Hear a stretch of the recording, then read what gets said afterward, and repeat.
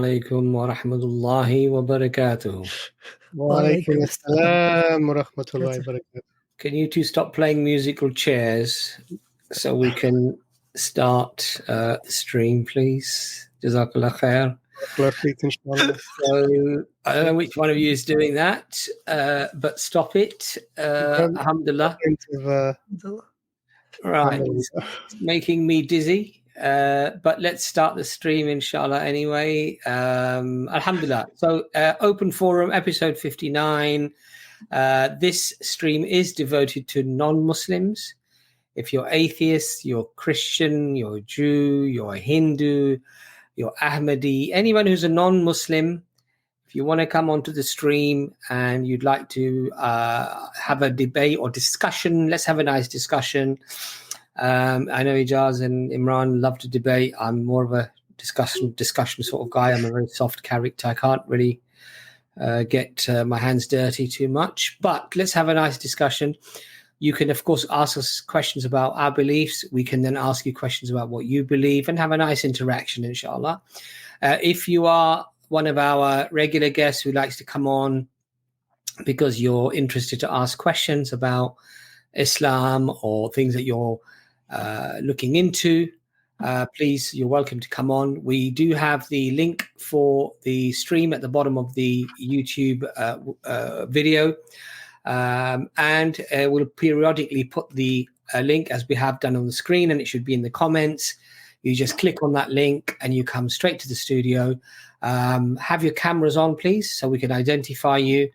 And then, inshallah, we'll get you on and we'll hopefully have that lovely discussion, and hopefully we'll all benefit from that. So we have, mashallah, two doctors with us. We have our Dr. Ijaz and we have our Doctor, who I call him. How are you boys doing, mashallah? I think the boys references I'll let the legitimate doctor speak.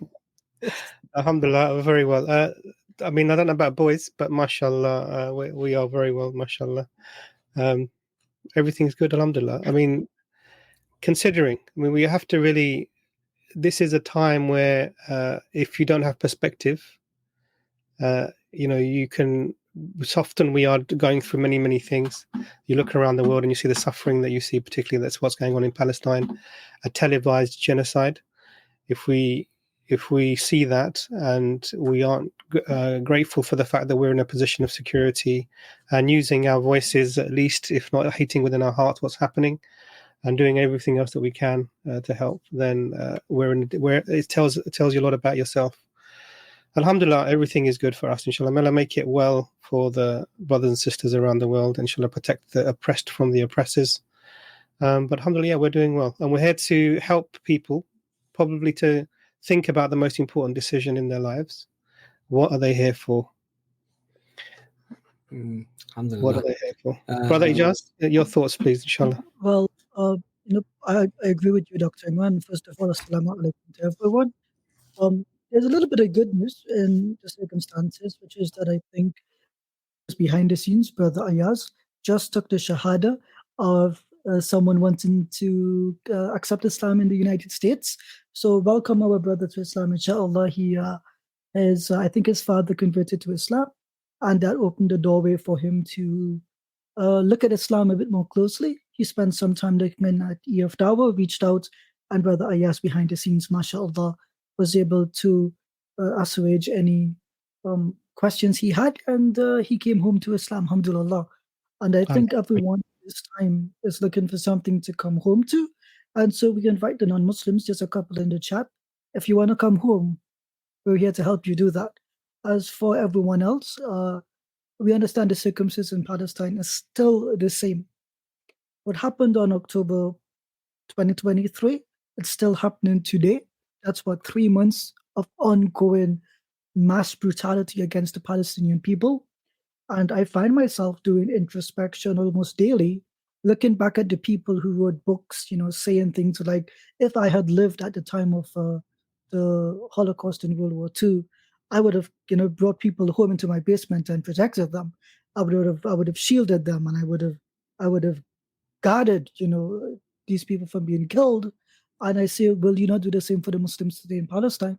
and the silence is there. It's shocking.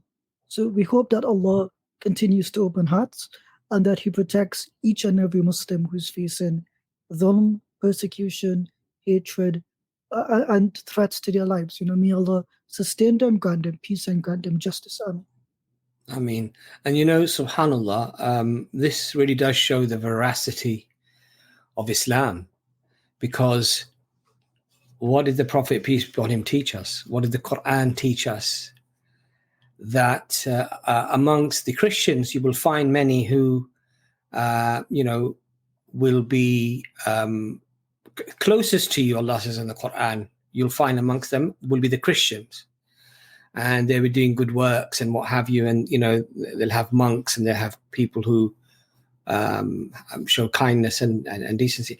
And amongst those who shows the greatest enmity will be from amongst the idolaters, the people who worship idols, and from amongst the community of basically who are Israelis, basically, right? And if you look at Islamophobia today, and there are lots of studies that you'll find, the bulk of the money that's coming to create this Islamophobia in order to take and demonize the Muslims, because the majority of Palestinians are Muslims, even though there are Christians in Palestine, but the majority are Muslims. To take away the sympathy, this whole industry of Islamophobia began and started and perhaps not began, but certainly accelerated rapidly because of what the Israeli government did and the Israeli think tanks did. And millions of dollars went into creating this hatred and this lack of sympathy and utter racism, actually, because when you look at the videos of some of the soldiers who televised their killing of Iraqis and Afghanis, yes, they would use certain things like sand jockeys or camel jockeys or towel heads. Yeah. They'd use terms like in the English soldiers would use terms like sandpackies, It was a dehumanizing, in Vietnam, they call them, I think, gooks, I think, if I remember rightly. Yeah, we may not be, we should be mindful. Someone's going to clip that. Anyway, I'm just saying that when you dehumanize people, you make them lesser than human, then the floodgates of brutality and atrocities can open. And this is exactly what they did to the Jewish community in Germany and in Europe. I'm not saying the picture was rosy between Muslims and Jews, but it certainly was chalk and cheese compared to what Europe did to the Jews. And they did exactly the same thing. They made a caricature of a Jewish person being greedy and chasing their women, their European women, and he made them look greedy, made them look like they were stingy, made them look like they controlled everything. And these were all the sort of things that were done in place to create this environment where you could now go and legitimize your brutality. And this is what they did all over the world. And this is what the English did in India and in Kenya and in so many other countries around the world. America, unfortunately, in Vietnam. In South America, right? People fail to realize that the Spanish, the Portuguese, the Dutch, the French, if you guys look up colonial racism and the impact that it's had, people seem to think that because we've moved on from the colonial era historically, that the doctrine of colonialism has gone away and that we live in some kind of modern world where there isn't a European and Western bias against the international South, right? That still persists. What's funny is, not funny, but what's a bit odd is that the Orthodox Christians in Gaza, the Catholic Christians in Gaza, right? There is, I think, his priest Munter Isaac on Twitter, on X, quite prolific, open speaker about the persecution of Christians in Palestine. He's saying, look, being killed by not Jews, but Israelis in general. Muslims are the one protecting us. The Muslims are the one taking us into their communities, and they're guarding us basically because we're the minority in Gaza. Why is the international Christian community so permitting almost the persecution of not just the Palestinians, but their fellow Christian brothers and sisters in Palestine? Right? People forget Palestine is not Muslim only. It's not exclusive to Muslims. Keep that in mind. I made a post about it's where the footsteps of Jesus, peace be upon him, would be imprinted, though perhaps not distinguishable now from all the things that I've covered those up. But no doubt, he, peace be upon him, Jesus would have walked around in those areas, and these are fellow Christians, for God's sake, But because they're brown Christians, it just seems like it's easier to turn a blind eye. The other thing is, I actually find it very odd. I suppose we all deal with these conflicts in many ways, and to even call it a conflict is actually a misappropriation. In reality, it's just a genocide. It's shooting fish in a barrel. It's Mike Tyson in a ring with a 3-year-old who's got one leg and both arms tied behind its back. It's an utter brutal, televised entertainment almost for the Israeli soldiers who are literally showing off. Videos coming out of tablets where they can point the gun at a Palestinian and shoot him in the shin and shatter his leg, and then laugh about this is what we do to stone throwers, even if the guy wasn't a stone thrower. And that's very mild, by the way. So to be able to justify that level of inhumanity and brutality, I've come to the stage now where actually it's no longer even a debate. It's no longer even a discussion. If anyone wants to defend Israel, then I think you need your head examined. You need to go and get psychological help, and you need to get it done quickly, because you've become a walking corpse, quite frankly. You've lost your mind. If you today, now, seeing what you've seen, are going to justify that what Israel is doing, then the only rational explanation for me is that you've utterly lost your mind, that you have got some psychological disorder, one could argue that your heart has become so darkened with evil that actually evil seems reasonable and good to you, which is one of the conditions that Allah says in the Quran of the person who commits sin over and over again, that the heart becomes so darkened that even their evil deeds seem fair and just to them.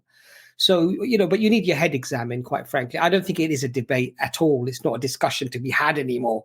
It's now just plain and open mass murder, mass killing, genocide, ethnic cleansing, and it's being televised second by second. And it's something that is just utterly stomach-turning, quite frankly. But anyway, I think let's move on to the discussion, because it's a passionate discussion, a very hurtful discussion. And we've seen this brutality now over and over and over again. And it doesn't matter whether it happens to a Jew or it happens to a Christian or an atheist, or quite frankly, a Muslim, or even a cat or a dog, let alone a human being. Anyone who shows that lack of humanity to a fellow living thing, in my view, has already died. They're just a walking corpse, quite frankly, because you have to be so utterly lost, quite frankly, mentally, psychologically, spiritually, emotionally, that you're in a very, very dark place. But anyway, we're going to get Michael on first. Michael, just give me a quick thumbs up. You're a regular, so I'm sure everything's fine. Michael, welcome to the stream. Hey guys, how's it going? How are you doing, Michael? I thought I'd give you a bit of time before getting you on, because you were getting all your pillows and everything ready, getting comfortable. I was trying to get the lighting different here, but it really brings out your features really well. You did a good job there, Michael. Well, that's the last thing you want is my features. Well, probably. It's nice to have a clear picture. How are you doing anyway, Michael? I'm doing great. How are you all?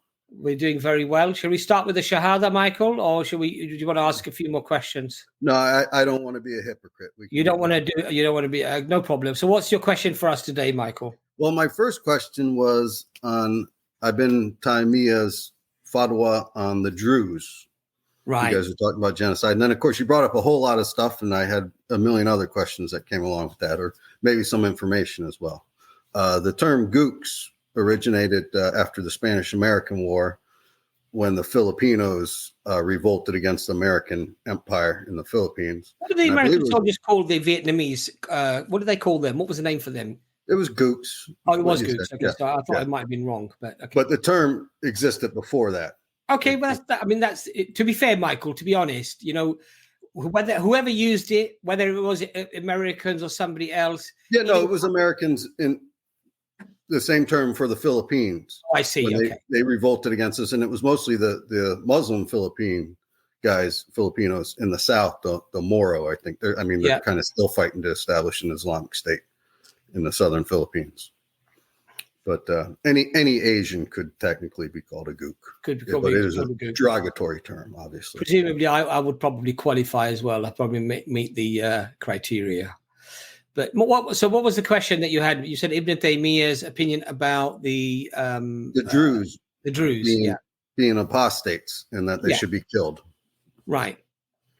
So interesting that there's a genocide going on within Israel, Palestine. And most of the Druze, as I understand it, still live in Israel and actually fight for Israel. I guess there's maybe some up in Lebanon and Syria. Yes. But if the Muslims were to take over the area and recreate, or I don't think there's ever been an actual Palestine state, but if they were to rule by Islamic law, would they then genocide the Druze? So the Ottomans ruled that area for many centuries, Michael. Were the Druze there at the time? I would believe so, yes. Did they wipe them out? No, they didn't wipe out the Yazidi as well, but they tried on several occasions. I mean, to commit genocide and wipe them out. Right. And the Israelis aren't going to wipe out the Palestinians here either. I mean, no, but I'm just saying, I'm interested in, so there's a couple of things I'm interested in.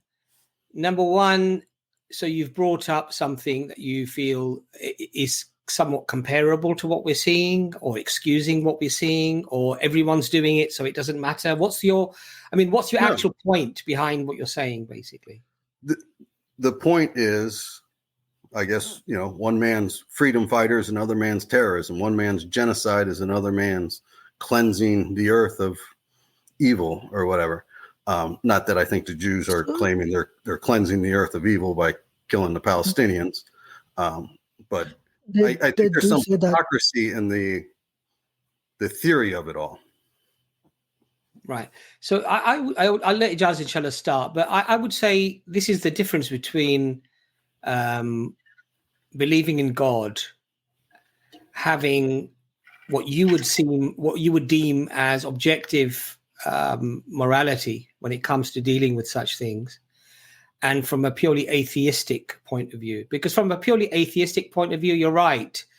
A genocide could be spun in something to be quite positive, in fact, from a completely godless point of view, because the reality is, if it is truly survival of the fittest, then one could justify it actually quite rationally and say, well, look, my community are stronger, more intelligent, and more successful. These people are a drain on resources. They're taking our water. Why should we allow them to have those resources? And you could justify it very easily. I think from an Islamic point of view, I think you would not only absolutely struggle, but you would find profound, I think, explicit teachings that would prevent you from committing such an act. Like, for example, when you say Ibn Taymiyyah, our law does not come from Ibn Taymiyyah, a scholar, or from any other scholar for that matter, or how people may have interpreted his text, for example. Our law comes from the Quran and from the Sunnah of the Prophet, peace be upon him. And there are explicit teachings of the Prophet, peace be upon him, that you are not permitted to target children. You're not permitted to target women. You can't chop down trees. You can't kill animals. And this is on a battlefield.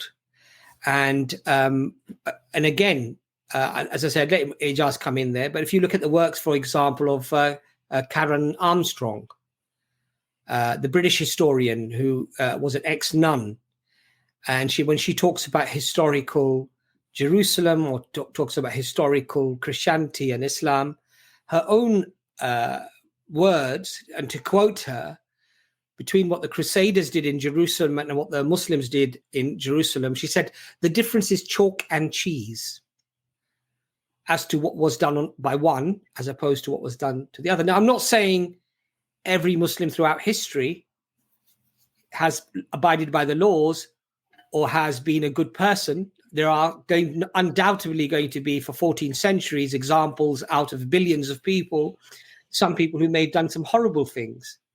But there is something called a general rule, and there's something called, legal principle that you can turn to when matters might be discussed.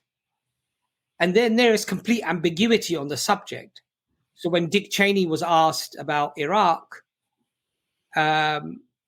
he said, and I quote, the reason we've gone into Iraq is irrelevant. It was in the American interest. We could not have a person like Saddam Hussein holding America to ransom. You understand? So he justified it. That, it's irrelevant why we went in. It's in our interest, basically. So you could do that from a purely godless position. I would say from a position of theism, person who believes in God, believes in morality coming from the Creator, I think you'd actually really struggle to find any explicit teachings that would give you the green light to do that. But I'll let Ijaz start, inshallah. So the fatwa of Ibn Taymiyyah, Shaykh al-Islam, does not teach that the Druze should be genocided at all.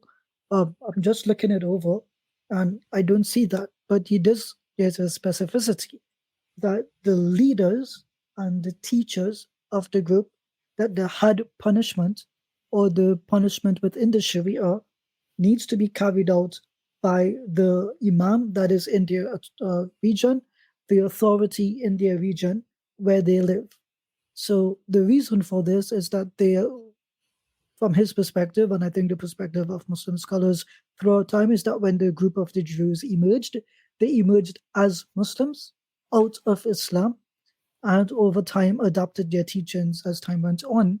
But in their emergence, they claimed to be Muslims, and his perspective was that they should not be considered to be Muslims because of their beliefs, that they should not be given the burial rights of a Muslim, and that the rights and responsibilities of a Muslim are not upon them because they are explicitly not Muslims and they've left Islam.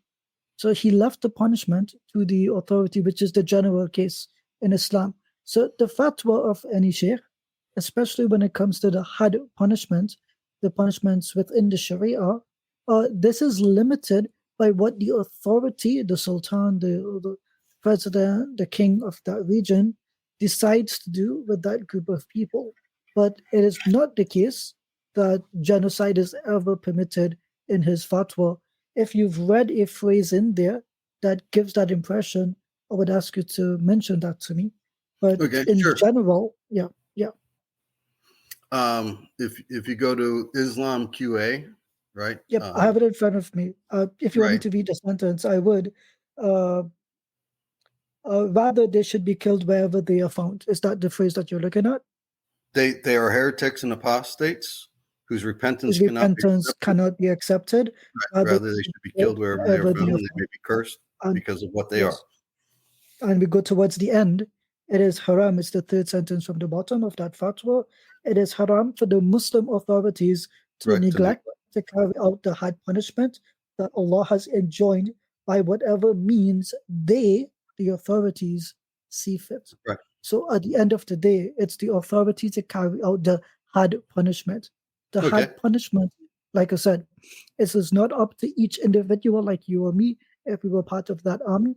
There is a process. He's saying that from his perspective, repentance cannot be accepted from them because they lie or they have dissimulation, but it is up to the authority to determine the course as the authority see fit. I'm not claiming a vigilante genocide. I'm saying if, let's say, Hamas were to win the war and take over the area of Palestine, and people made their bayas or declared allegiance to whoever the head of Hamas is. And he said, okay, now that we're in control, there's these guys over here, the Druze. Here's their apostates, they're heretics, they're blah, blah, blah. We need to start killing them. So it doesn't work that way. So just to be clear with you, It can't work that way. Because again, the fatwa of a scholar, just to be clear, the fatwa of a scholar for his time and age does not apply to our time and age necessarily. It's not as if there is a necessary that they have to abide by this particular fatwa or any fatwa. To be clear with you, it is up to the authorities to determine how they want to rule their people. And as an example of this, as an example of this, Ibn Taymiyyah's fatwa, he compares them with some of the people who are Shia. And so on this basis, we know that the Shia people they live in Gaza, just to be clear, and the Palestinians are allied politically with some of them, and no harm comes of them. So if on that basis, we can't say or we can't imply that they would harm them because they are under our protection and guardianship. Understood. Can we think that they might do that? Michael, that's ridiculous. No, you can't. You can't think that. You can't think that. Why not? I'll tell you why. I'll tell you why not. I'll tell you why not. I'll tell you. Okay. Because we have rules. Because we actually, one of the things I'm explaining to you. You asked the question. Can we think why? Is it a possibility that they might do this? And I'm telling you no. And you want a reason, or you're not interested in the reason? No, go ahead. But obviously, we can think that might happen. You can think there are blue elephants on Mars. It doesn't make it like an actuality. Right. Sure, those are two different things. Thinking of a possibility doesn't make the possibility real. If you want to think that there's a possibility that these brown people who happen to be in the Middle East, who call themselves Muslims, are these savages who go around doing barbarism, because that's obviously we're the superior race and these guys are inferior, and obviously they're very barbarous, which is why they need to be annihilated and genocided. And we're quite happy with that, because we have a pretense that we are the civilized people of the world and we follow international law.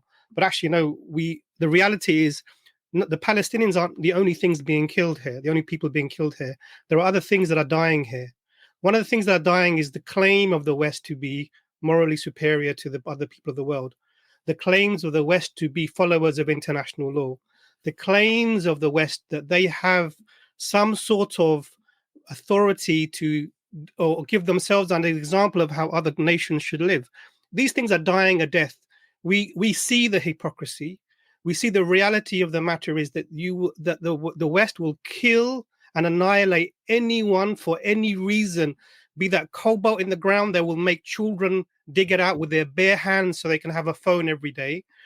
Be that oil, they will invade countries under pretexts and kill millions of people just because they want to secure that resource. Be that democracies in other countries that they don't like, they claim to be supporters of democracy. They will destroy democracies because they don't like who's been voted in, just like they did when Hamas was voted in. And the first thing that happened was sanctions. They sealed off the area, prevented anything from going in, minimized the calorie, and literally put them on the whole people under siege. Now, and then you bring up this question.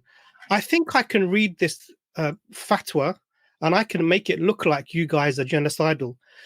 There's theory, and then there's reality. There is a genocide happening right now in Palestine, right now. All of the Western leaders are smiling and happy about it. They pretend when they come onto their podiums that they are trying to do, we are these wonderful people and we're trying to prevent terrible things from happening, voting against ceasefires, voting against US resolutions, vetoing anything that may bring actual peace to the nation.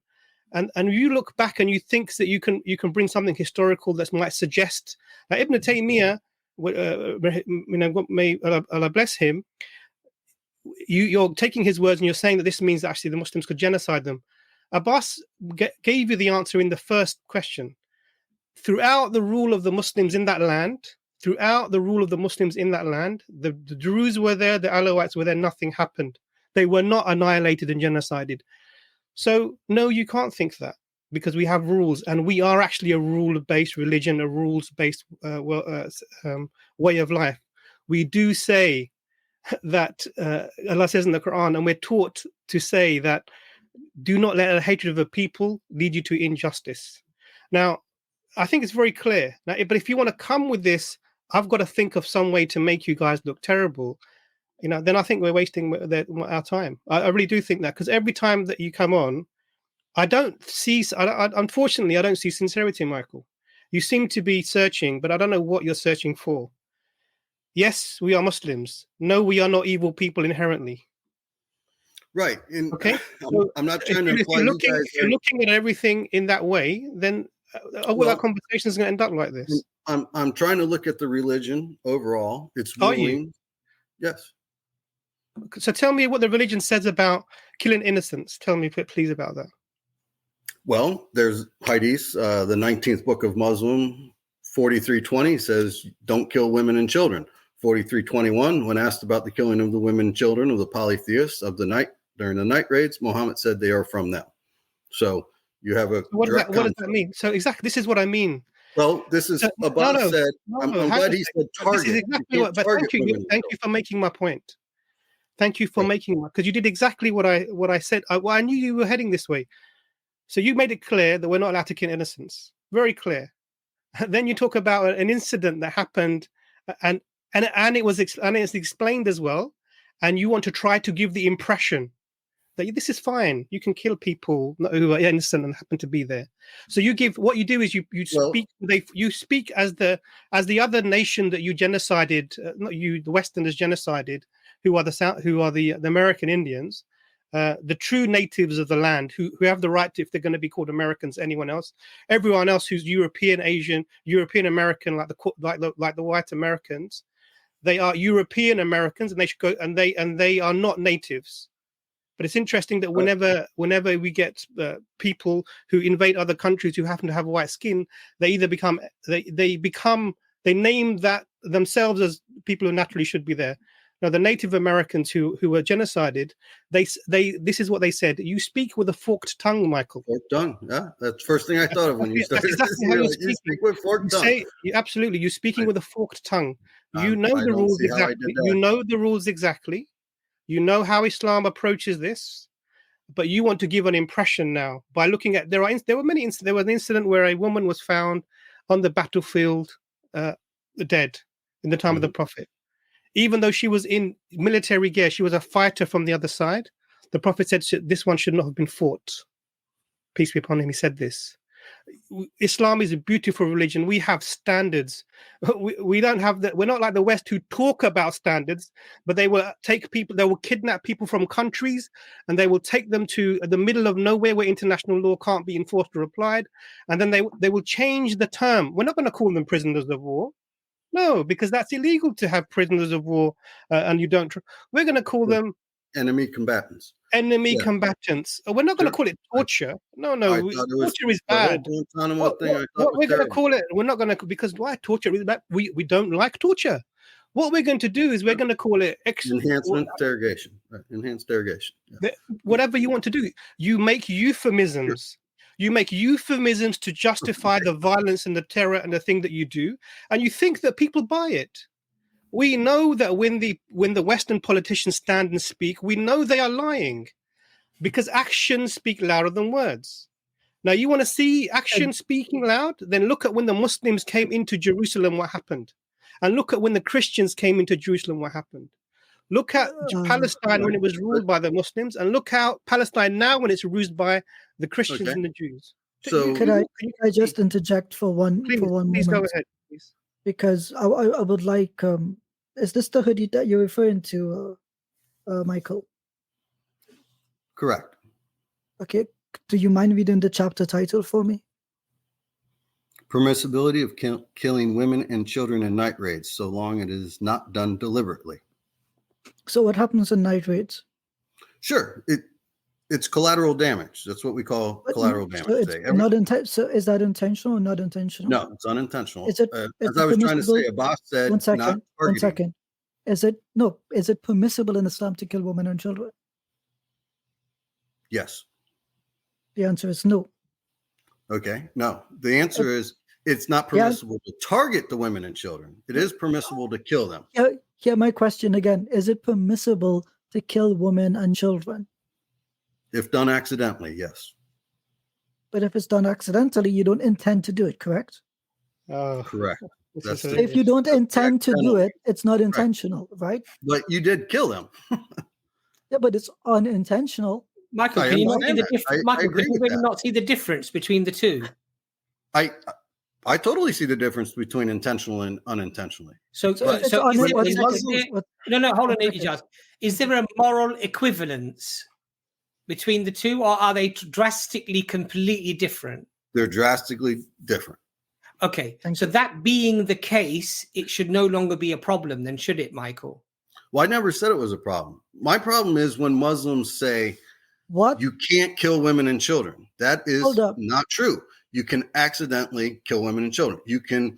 So, Michael, I got back to Imran's point. You're talking with a forked tongue, unfortunately. Right. No, there's two different concepts. Because Michael, we as adults here, right, we recognize that during warfare, there is always a chance that you may kill an animal, you may kill a human being, you may kill a child, but you should make every attempt not to do that. Could he just read that for me? The messenger of Allah did what? Did he permit or forbid it? It is narrated by Ibn Omar that a woman was found killed in one of these battles. So the messenger of Allah forbade the killing of women and children. See, now that's inaccurate. He forbade the intentional killing of women and children. Oh, Michael, you're really grasping at straws. Yeah. You're desperate. This is sad. This is really sad. That's just a fact. I don't. Yeah. I mean, that's the way. Fine. This is when I was talking about euphemisms. Like, when I was talking about euphemisms, how the West speaks, they are there's a televised genocide, and the fig leaf which the West are hiding their nakedness with is this same fig leaf. Oh, it's not intended. No, it's not intended. Yeah, I know that we were bombing 2.4 million people in a concentration camp, but we're not intentionally. We're just trying to get the bad guys. Come on, man. There's a city of tunnels underneath this strip of land. There's a whole city there. If you go there, they've got Starbucks down there, and they've got the Eiffel Tower down there as well. I mean, it's a huge, massive city. Oh, and they make bombs down there as well. And what we ask them to do, we're very moral. We're the most moral army in the world. What we do is we ask them to shuffle up a little bit. Can you just go down, because we're going to blow up this place, and we don't want to injure you accidentally. And they've herded them all into a place, killing tens of thousands on the way. Herded them. Right. Also, all the while they're getting the green light from the Western powers, and now they're attacking and killing these people who are trapped in this area. Oh, we're still trying to get the bad guys. We haven't found them. We haven't found any tunnels either. But we look for evidence afterwards, just like we did in Iraq. Weapons. I'm sure the weapons of mass destruction will be found somehow. This is how you guys talk, the Westerners. This is how you do it. You're happy to go in and annihilate people down to the last person, while still claiming to be moral, while still claiming that you have some ounce of decency with you, while still claiming that you are followers of any type of law, international or otherwise, and you haven't got that. And the worst thing is, what's the reality of it? The reality of it is that there are Christians who are Zionists, who want to bring about the return of Jesus, and there is the thought that this is the way to do it. So they, for hook or by crook, they're going to support Israel no matter what it does. And as our teaching, I'll tell you what our teaching is. Prophet, peace be upon him, said that if you have so support your brother, whether he is the oppressor or the oppressed. And the companion said, yeah, O Prophet of Allah, we understand that if your brother is oppressed, that you would support him. But how could you support the oppressor? And the Prophet, peace upon him, explained it is by stopping him from his oppression that you support him. And what do we have? What do we have here? We have the opposite way around. Impunity. We will prevent anyone touching you. You do what you want. This is the message that has been given. You do what you want. International Court of Justice, clear. clear that this is very likely to be, or there is a case to be answered for genocide. Why? Because the statements are very clear. Equations to Amalek, wiping them out, sending them into the sea,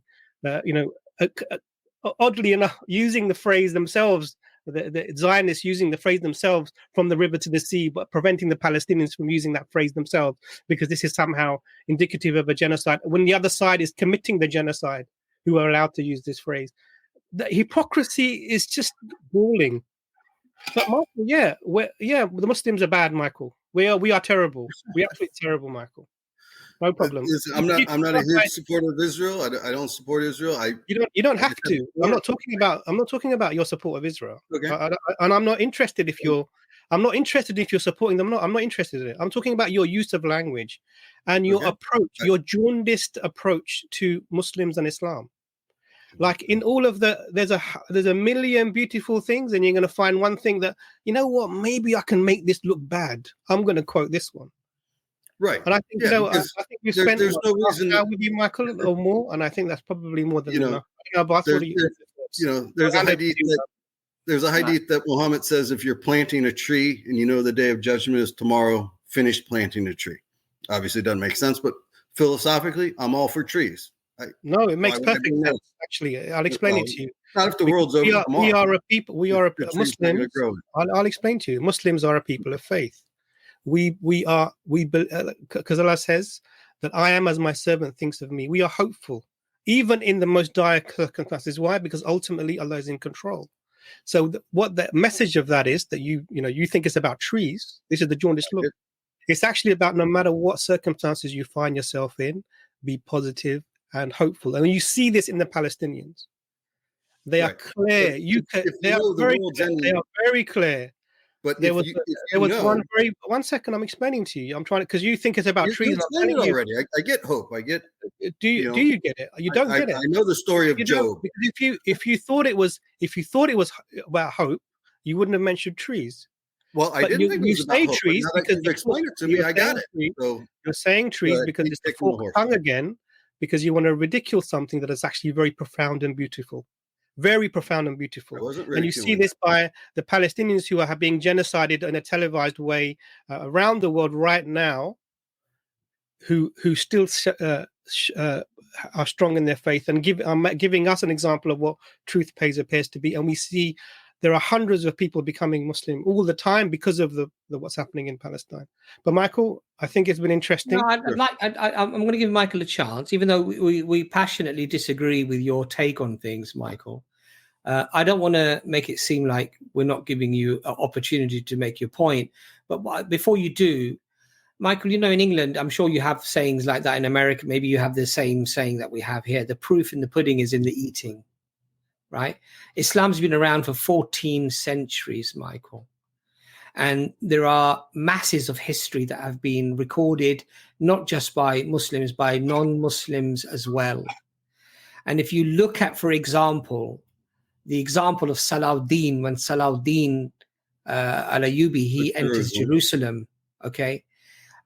We have an armored carrier in England that was named after Salahuddin. The British Army were taught about the example of Salahuddin as a person who conquers, and the behavior, the humility, the humanity that he showed the people that he conquered, okay?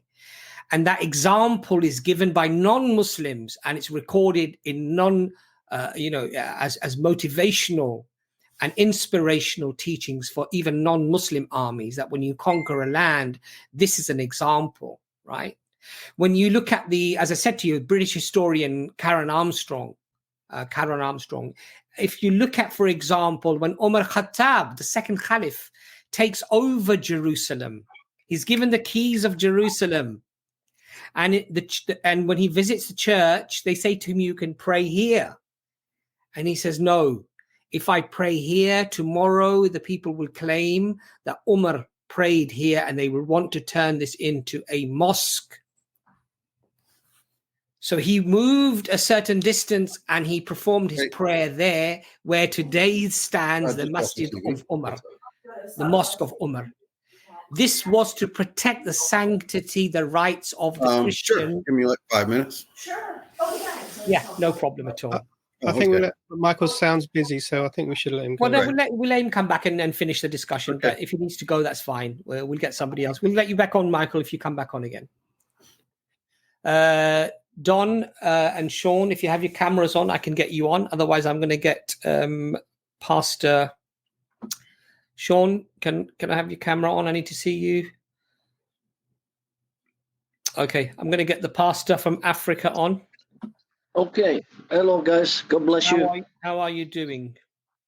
I'm okay, bro. It's been a nice day today. God bless you guys. Pastor Jason Burns.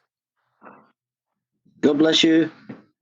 Pastor Jason Burns, I don't want you to get burnt again on the EFDawah stream. So please come up with something a little bit more robust. Well, if you'd organise a proper debate where it's and you keep to the topic rather than equivocating, then I'd be good. But you won't organise a debate, guys. So. Well, organise a debate because you know what it is. We want Ijaz Trini to be debating Dr. Brown and the big boys, basically. Yeah, but don't forget, Muhammad never had that attitude, like you said, big boys. Muhammad couldn't read and write, he was with ordinary people, so you should be willing to debate ordinary people. I won't get too high up like that, No, it's not about getting high. It's not about getting high at all. But it is. Keep humble. Be humble, anyway, Abbas. Be humble. Be humble, brother. I'm sorry for being very arrogant. So, what do you have for us in store today? What new? The night journey in Surah 17, verse 1. Right. Can I read it? You can do, but I mean, rather than read all of it, why don't you just give us the what you feel about it? And, well, it's only one verse, so it's only short. All right, it says, Go ahead. Holy is he who took his servant by night from the sacred place of the worship, in brackets at Mecca, to the remote house of worship, in brackets at Jerusalem, the precincts of which we are blessed, so that we might show him some of our signs. Surely it is he who is all hearing and all seeing. But as you know, the Arabic Mecca is not in there, in the original Arabic. And it's not Jerusalem that's in the original Arabic. So how do you get the interpretation that it's the night journey of Muhammad? Very good question. Very good question, Pastor. Very, very good question, Pastor Jason Burns. And I'm going to let Ijaz answer that, but it's a very simple answer. But Ijaz, I'm sure, will say it very eloquently and in much more detail than I can do probably it justice. Won't, but the answer is quite simple, Jason. This is how the Prophet ﷺ taught us to say it. Exactly. And within the Islamic tradition, there is no other masjid with the title of Masjid al-Haram, and there's no other masjid with Masjid al-Quds in the Quran. Yes. So, I mean, it's very self-explanatory. Sorry, could you say that again? Sorry, I didn't catch that. I'll just turn the fan on. Sorry. No problem. Could you say that again, Ijaz, please? Sure. That the Prophet Muhammad ﷺ didn't leave us the Quran in a vacuum. He taught us exactly what the Quran meant. And within the Quran, there are ayat which are qata'i, which means that they are definitive in their meaning. And this is one of those ayat. It is indisputed within the Islamic tradition that the primary meaning of these terms, Masjid al-Haram and Masjid al-Quds, that this refers to the Masjid in Makkah and the Masjid in Jerusalem. Okay, so I've got some questions then. I appreciate that. So the first thing is when it says, holy is he who took his servant, I'm going to give you a scenario and maybe you could critique it, say it's not correct. But I'll give you a scenario. Holy is he who took his servant. I'm just suggesting your voice is breaking that up. could be... Jason, just turn your camera off because your voice is breaking up. It might help the bandwidth a little bit. Yeah, I can't hear his sentences. It's really broken. Yeah, just turn the camera off and then... Yeah. Okay. You might want to turn it back on. Can you hear me? Jason, is that a picture of you? Because it looks a lot older than you. It's William Tyndale. Sorry, I'm just joking. Just a silly joke. Go ahead. Can you hear me now? Yes, we can. Yes, we can. Yeah, much better, actually. Can you hear me? Yes.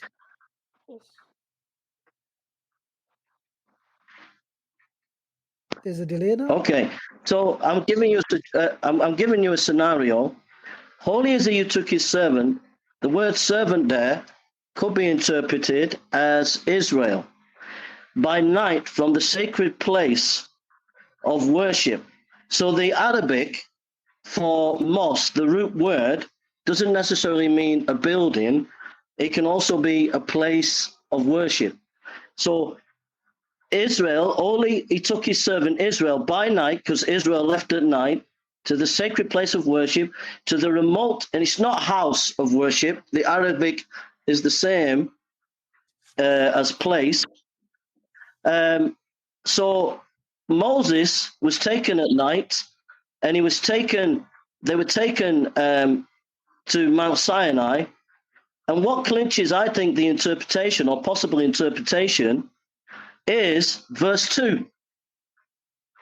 Why would you have the night journey in verse 1 and then suddenly change it to Moses in verse 2? And so the verse 2, we gave Moses the book. Now that interpretation that I'm saying would be better, a possibility better than the interpretation of saying it's a night journey of Muhammad. Yeah, Jason, the other thing as well, if you look at the hadith, if you look at all the hadith, it's okay. I want to do this verse by verse. It is not my opinion or your opinion to interpret what the Quran means, because we have the Quran from the Prophet Muhammad sallallahu alaihi wasallam. Like I said, these ayat are qati'i in their meaning. It is indisputed in the Islamic tradition. I can't now somehow create a vacuum around it and interpret it as I wish. There is no such freedom here. And secondly, I don't know how to tell you this, but please, just hear me out here, Jason.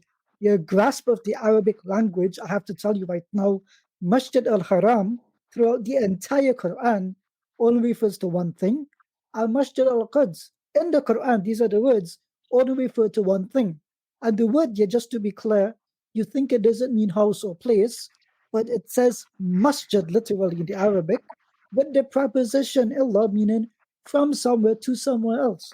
It says min and illa, from somewhere to somewhere. So we know with certainty that it does not have the interpretation that you have. So I would ask, why are you putting the Quran in a vacuum and trying to interpret it, where the interpretation outside of the vacuum is uniform, univocal, and undisputed? On what basis can you then proceed? Okay, thank you. I think, first of all, your interpretation actually backs up what I'm saying. It's not a building. The original Arabic, you know the Arabic better than me. I don't know Arabic. But the etymology for mosque doesn't necessarily mean a building. Is that not correct? This would be incorrect. So in the Islamic tradition, but in the Islamic tradition, in the Hadith, they say it's from one building to another, not just place. Jason, in the Quran, just to be clear, the word sujood has a distinct meaning. When you add the letter mim before it, for masjid, it literally means the place of sujood. I can't explain this any more than that, Jason, to say that your understanding of the Arabic or your grasp of it is incorrect. Sujood means what, Jason? Is that your Arabic interpretation? If you look at the etymology, it has two ideas, doesn't it? It has an idea of place and it has an idea of building. And in the later tradition of Islamic theology and in the Hadiths, there's more emphasis on the building. But in the original Arabic, it's on a place. It's about a place. It's not about a building. Is that not correct? So are you saying that? Sorry. The question is. So I'm agreeing with you. I'm agreeing with you. Your interpretation backs up what I'm saying, Jason, and destroys the Islamic tradition. Jason, I want to understand you.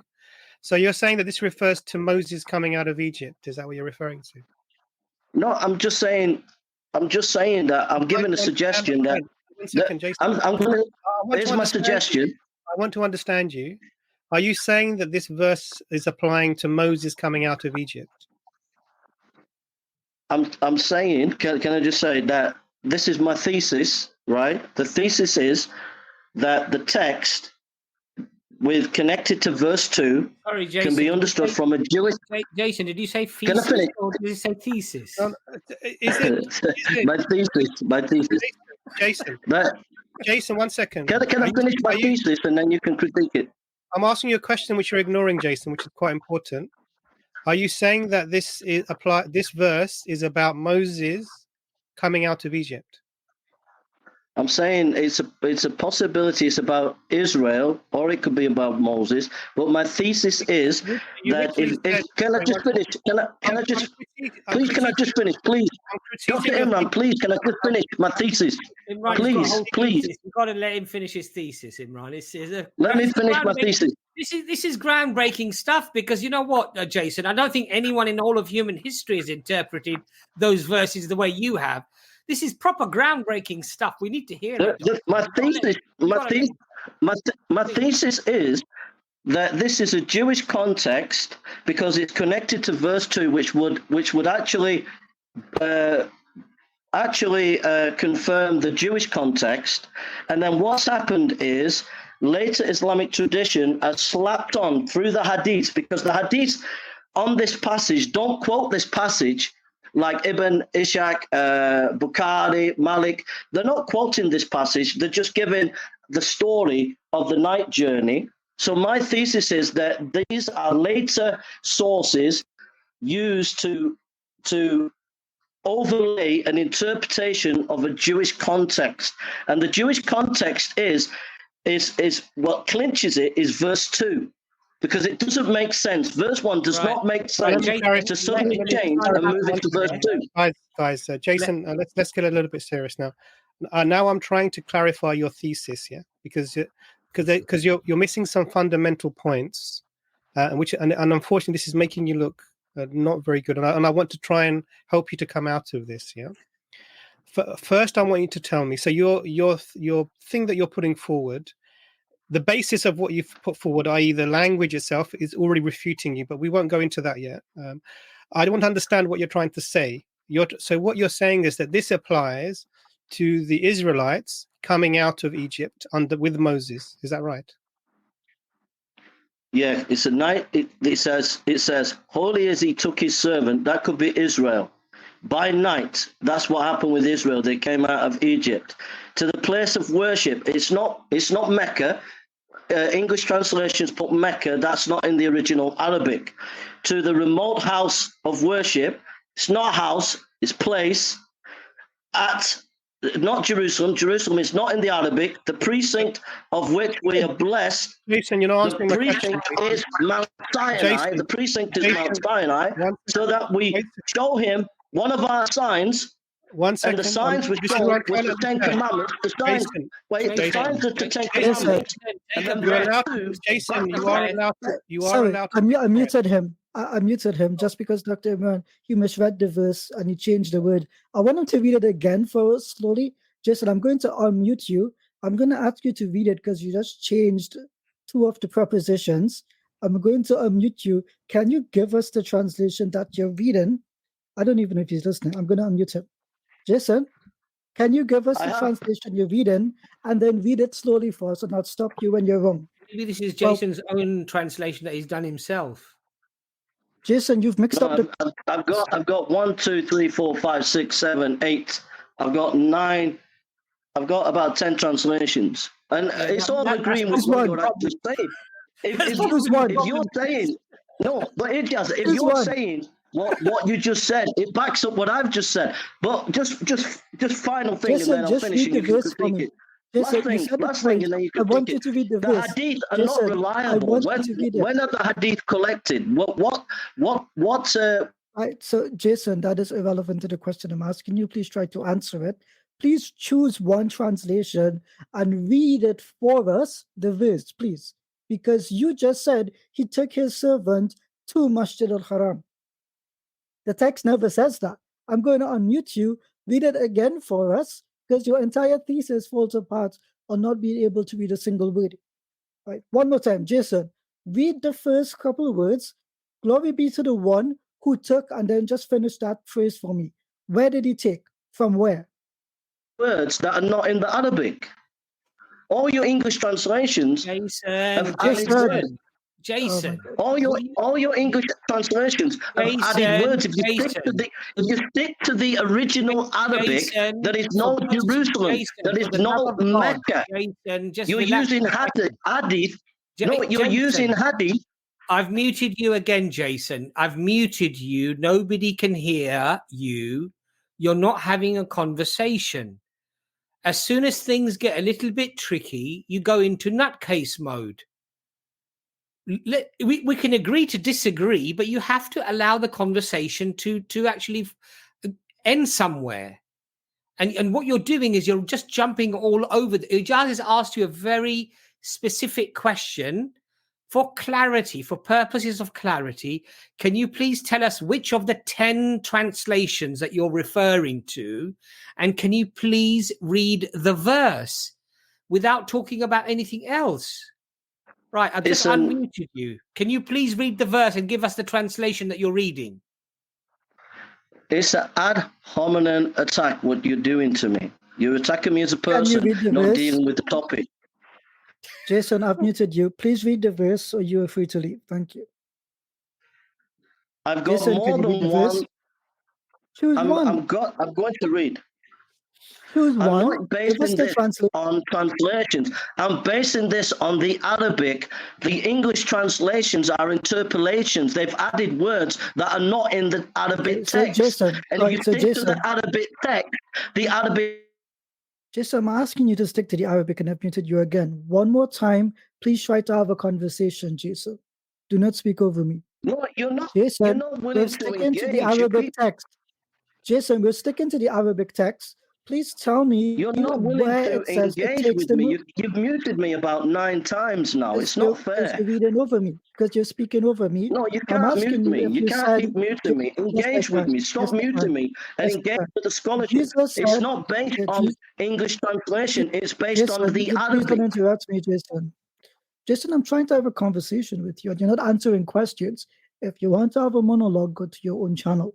If you want to have a dialogue, that means twice between you and me. Try to answer the question. You're making a claim, just to be clear, that you don't know Arabic, but you can't trust the translations. So we're asking you to choose a translation that you think on your understanding of the Arabic is correct. What translation is that, Jason? Can I answer? What translation? Yeah, give us the name of the translation. Can I answer?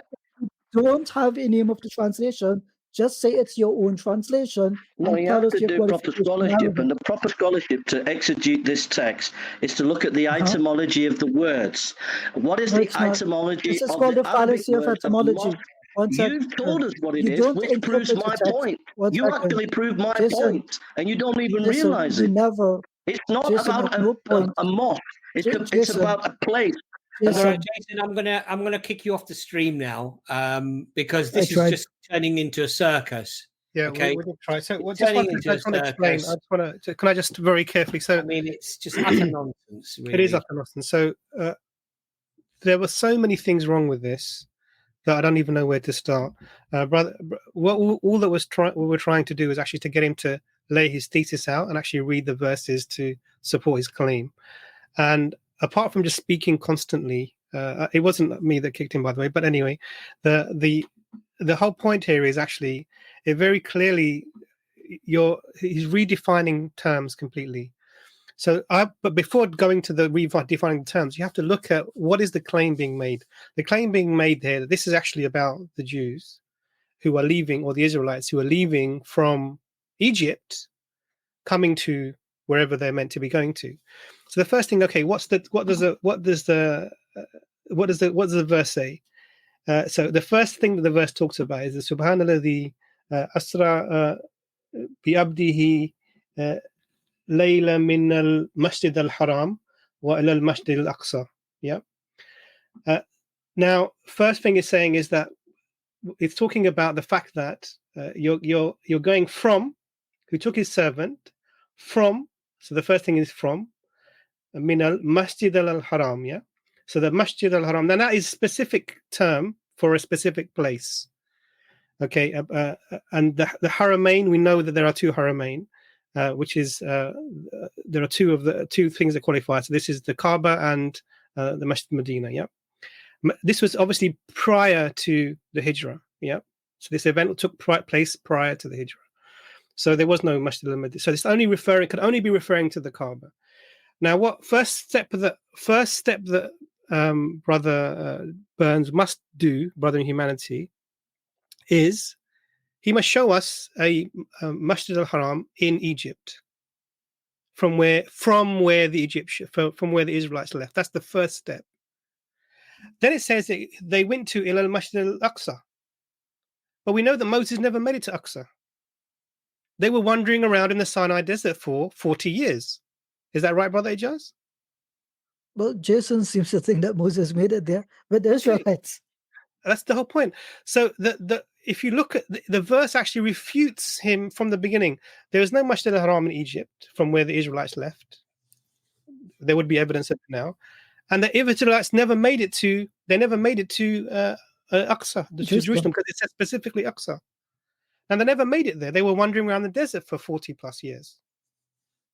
Now, the whole thesis, if this just analysis of the thesis, it falls apart.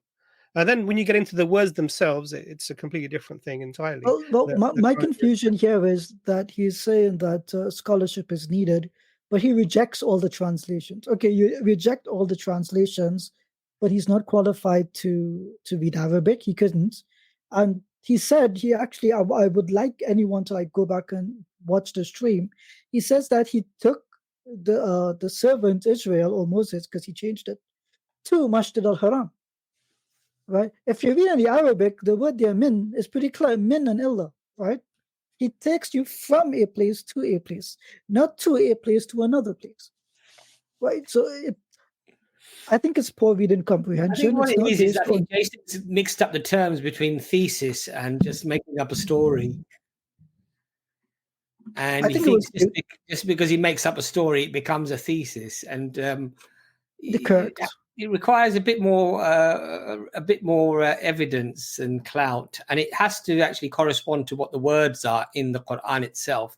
You can't come up with a thesis that go completely against the literal meaning that was understood for 14 centuries and explained by the Prophet Muhammad, peace be upon him, as to the Mi'raj and what happened exactly, and he went to Jerusalem, and then the pagans decided that they would get some people who would travel to Jerusalem to ask the Prophet about aspects of Jerusalem, because they knew the Prophet had never been to Jerusalem.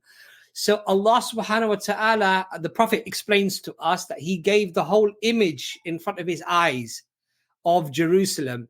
And he explained to the Jews and the pagans minute details of the streets in Jerusalem and the buildings and what they look like, and details that even the people themselves would not have actually known. They would have had to probably go there and verify the details. Subhanallah. So there's a whole seerah, there's a whole hadith of the Prophet, peace be upon him, behind these verses. And the verses explicitly are talking about, as Dr. Imran said and Ijaz said, Masjid al-Haram, which is always, the Haram Sharif is always referred to in the Quran as the Kaaba in Mecca.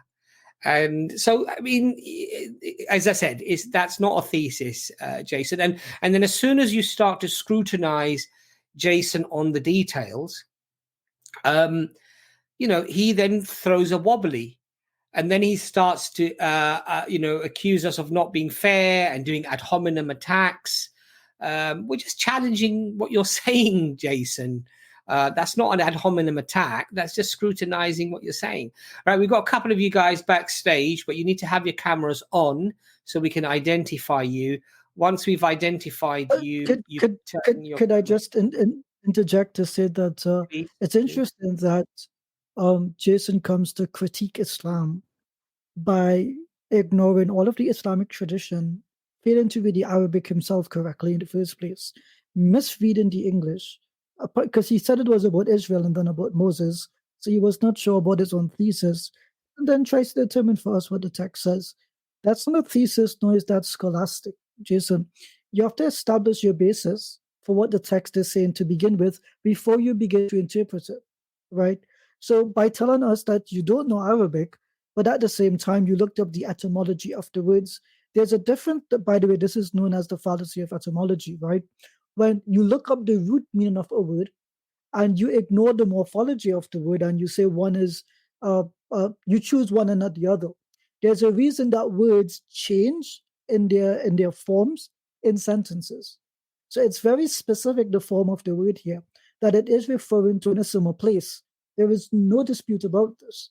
So it's kind of like if I said Rasul in the Quran, it means some of the root word message, right?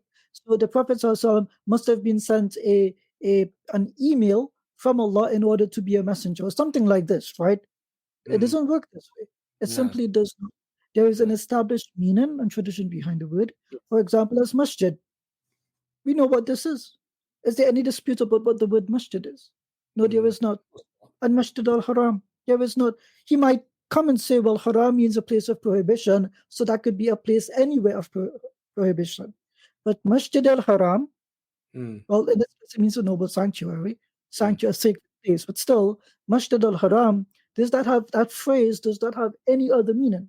No. It's a term. It's a very specific phrase. So even if you go to the etymology, you miss the trees for the forest. And you know what, guys, what this shows, and I hope this shows even atheists and agnostics and people of other religion, this actually shows the veracity of Islam.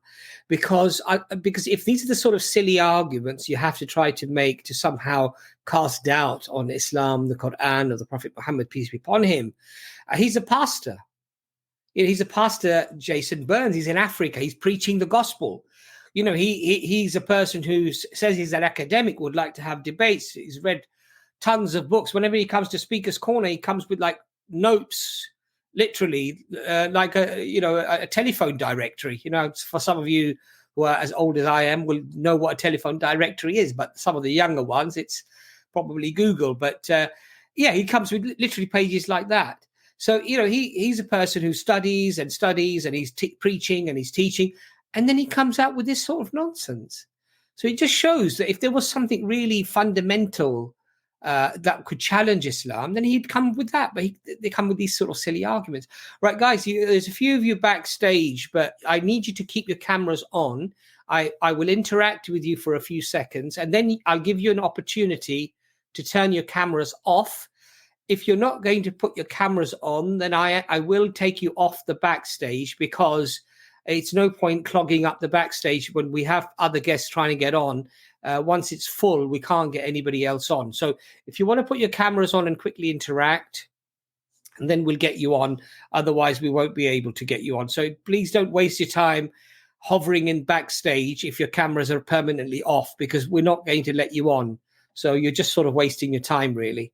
So it does. I was watching some streams on a few channels, and some very interesting, very interesting historical points in terms of Christianity. I think Bart Ehrman has come up with a new book. I think it's called The Bible or something, if I'm not mistaken. I may have probably messed up the title there. But he goes into early Christians, and in early Christians actually not believing in Jesus as God. And I found that really, really interesting, how people who are literally at the time of Jesus referring to him not as God and not worshipping him, and how these things sort of develop over time. And I just wonder, why is it that when Christians, theologians and scholars, when they study this and they see this, why do they not find this problematic, really? Well, I mean, there are many reasons for it. It depends on the group of Christians that you're speaking about. But I mean, all Christians would agree that by the time that Jesus arrived on the scene, the standard view was that no humans can be God in Judaism. Right? That's a standard view. Humans are not God, and God is not a human. So when Jesus first started teaching, his message does not deviate from that, even in the Christian reading of the text. You read the Gospel of Mark, the Gospel of Matthew. When Jesus begins to preach, his message is not distinctive from that which is already there, right? They might say some things about his reading of Isaiah, but we're never presented with what that is. Just to be clear, when Jesus goes to preach, or people call him rabbi, at the very start, he's not teaching that humans can be God and vice versa. And so it's interesting because historians agree with this. Jesus was a Jew who, had a view for the apocalypse coming soon, basically, judgment, the end of the world, etc. So he wasn't teaching something distinctive theologically. Christians have to believe that at some point he did begin teaching something different. But even when you read the Gospels, it's left as a mystery, right? It's not something presented distinctly. And I try to ask myself the question, and we've asked this on the stream before, if Jesus has to take the average Jewish mind at that time in rural Galilee, in the region of Capernaum, how is he going, where does he teach the concept that man can be God? When does he introduce that? How does he explain it? How does he break it down? Does he convince his audience of this belief, this THIS, this belief? Because he has to convert them from one to the other. And it's a significant change. We don't see that. So it leaves a lot of doors open to speculation.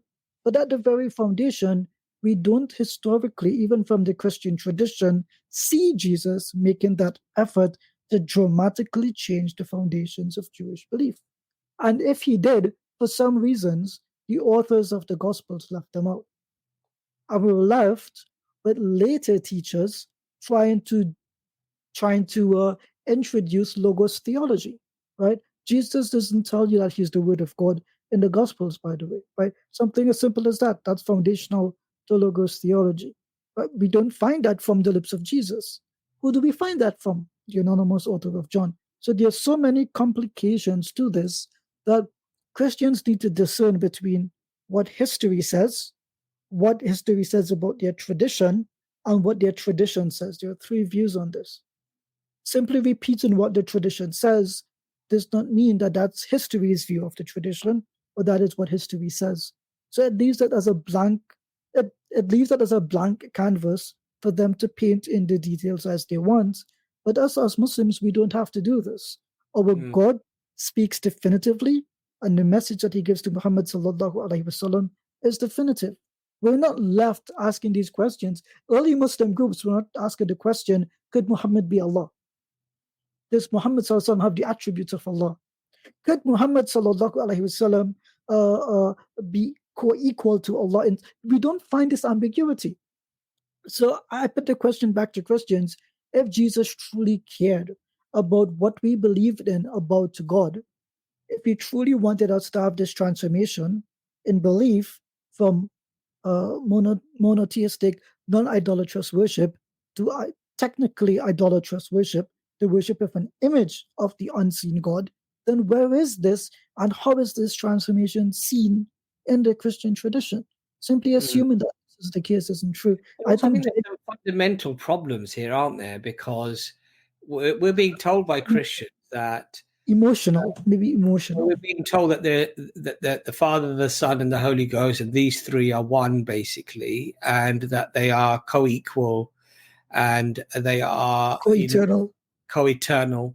But then we're told at the same time, Jesus is eternally begotten.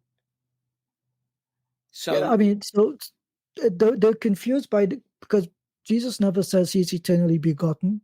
We know that the term monogenes does not mean begotten, but one of a kind.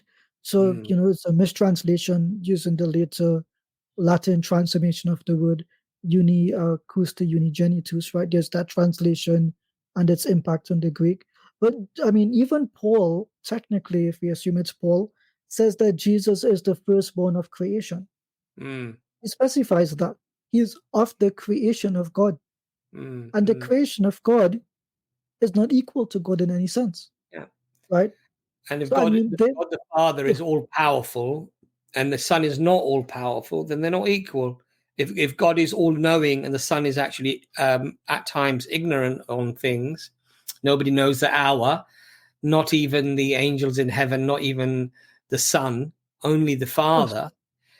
therefore it's singling out the Father, singling out God Almighty. How is that co-equal? It can't be co-equal, right?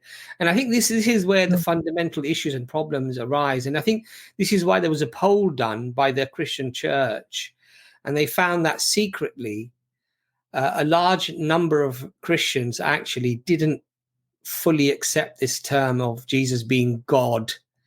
And in fact, they believed him more as a messenger of God rather than equal to God in some way. But anyway, look, Sean, we're going to get you on next because you've had your camera on, but I'd like you just to switch it on for a second or two. Just give me a wave if that's okay, Sean. That's great. You can turn it off, mate, and we'll get you on next. So I'll come back, inshallah. Give me a few all right, minutes. no problem. Sean, welcome to the stream. Hello. Hi there, I'm Sean. an atheist. How are you? Fine, thanks. Lovely. Where are you tuning in from today? Ireland. Oh, Ireland. Lovely. Nice to have you. Welcome to the stream. And did you have a question for us? Well, not really. I looked up on the free AI tool there all the bad things in the Quran. Mm-hmm. And there's loads of stuff in it. Right. But I was just thinking mainly that war there in the Middle East there, Israel. Yeah. I mean, is it mainly to do with religion or is it politics? It's probably mainly religion, no?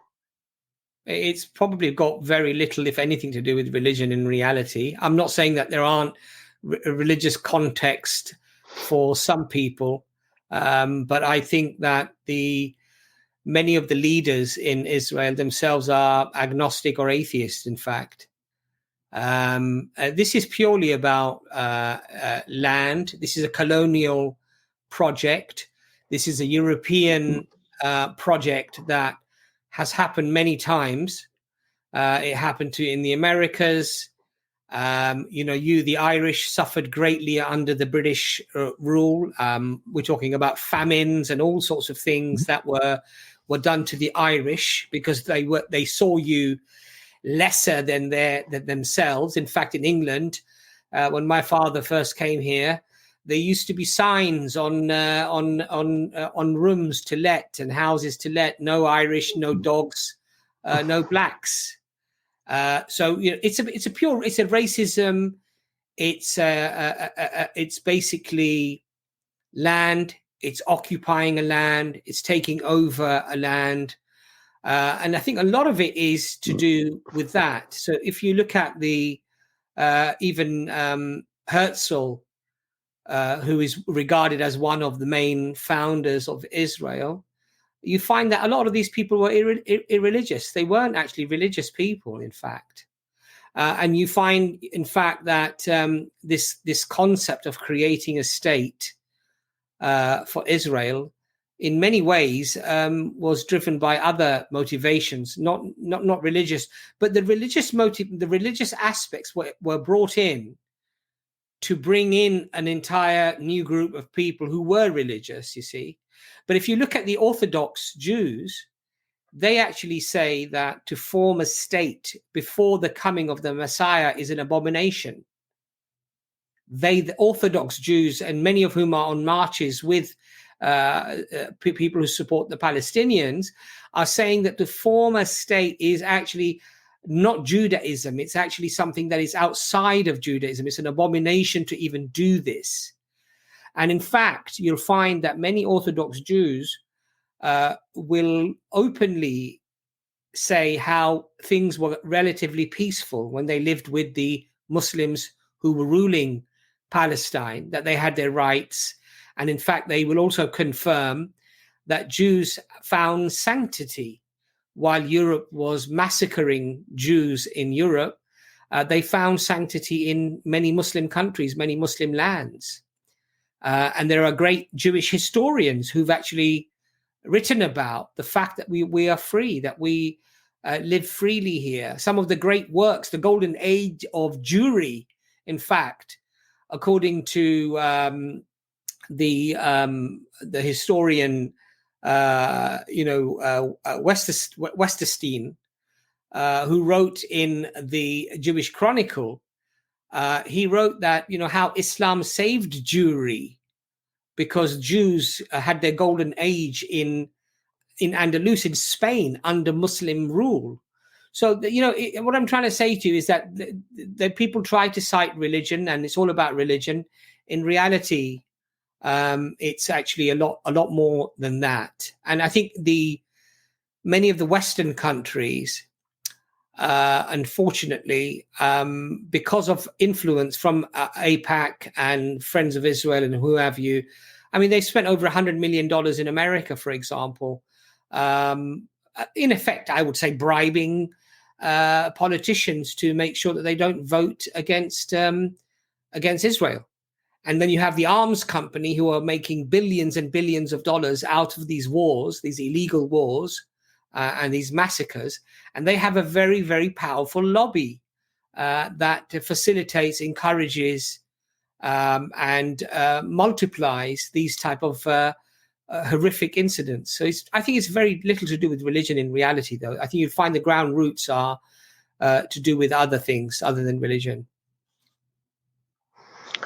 Yeah, well, I think it's probably more 50-50, because there's the conservative Jews in Israel that are very pro getting rid of Hamas. The conservative Jews, like in government, I heard, they probably want to rebuild the temple. They want to destroy the Muslim mosque there, and rebuild the temple and bring back the Messiah or something. That's one theory I know. I'm not sure. I'm not an expert in religion. That's one theory I heard.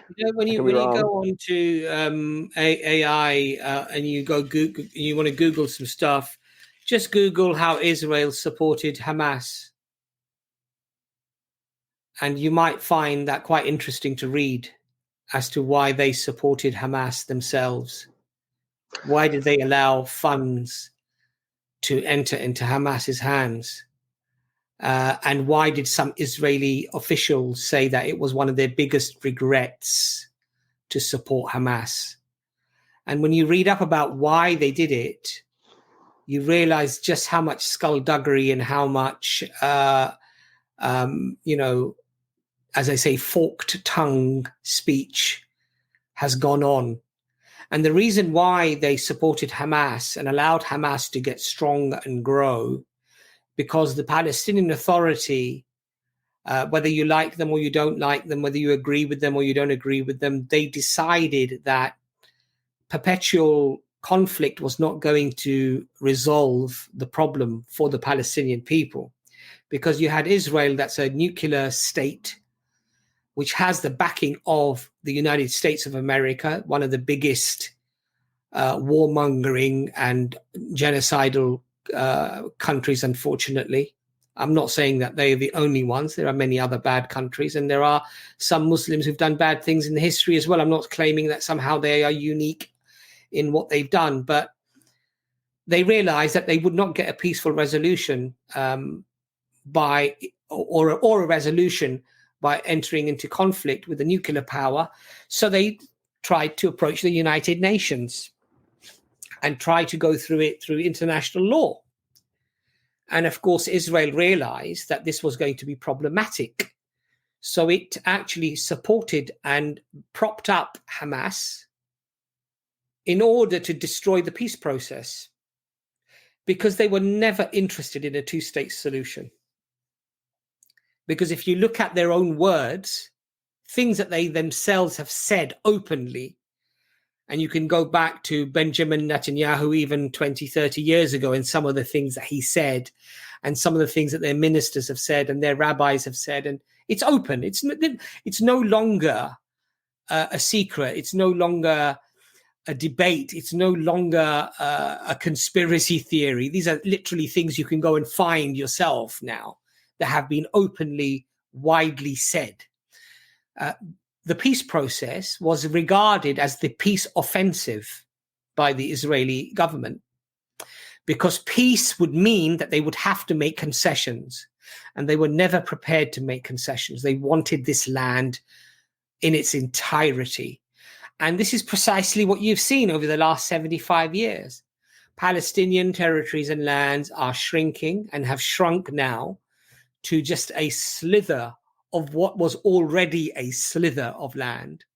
And now the final assault is to make life a living hell for the people who are left. So when finally they force Egypt or bribe Egypt to open up the border, that they will have a mass exodus of people who are just escaping mass murder, mass killing, genocidal evil. And they will never let the Palestinian people ever in again. Ever. That was what they wanted to do. And that's what they've carried out. And the world can see it. The issue here is now, these are not really things that are even worthy of debate. Anyone who wants to enter into a debate about these things has lost their mind. And the reason why I say that so categorically is that you have senior Israeli officials, senior army personnel, the army officers themselves, while filming the genocide, confirming what the superiors have already told them to do. Their own words are condemning them to what they're doing. So for anyone now to claim that they're not, of course they're trying not to kill civilians, or that they're trying to just get rid of Hamas, you have to have lost your mind if you actually believe that. Because it would be like somebody who owns up to killing, say, 100 people. He says, yeah, I'm killing this person, and he's filming it all along while he's doing it.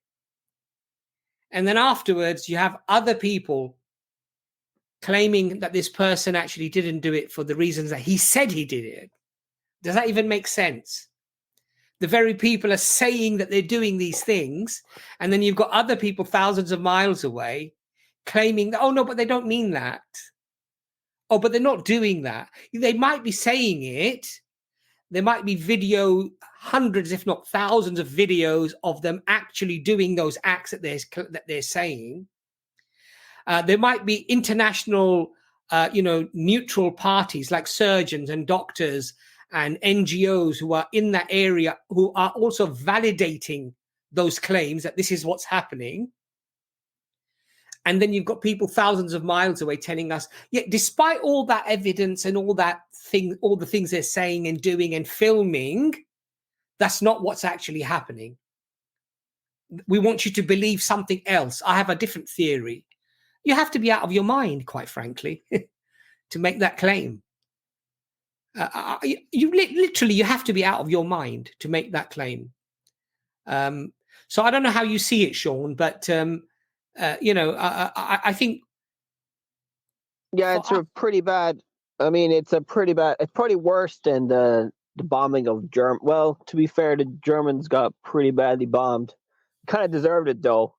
I don't think the people in Palestine deserve it that much. I mean, Hamas, maybe.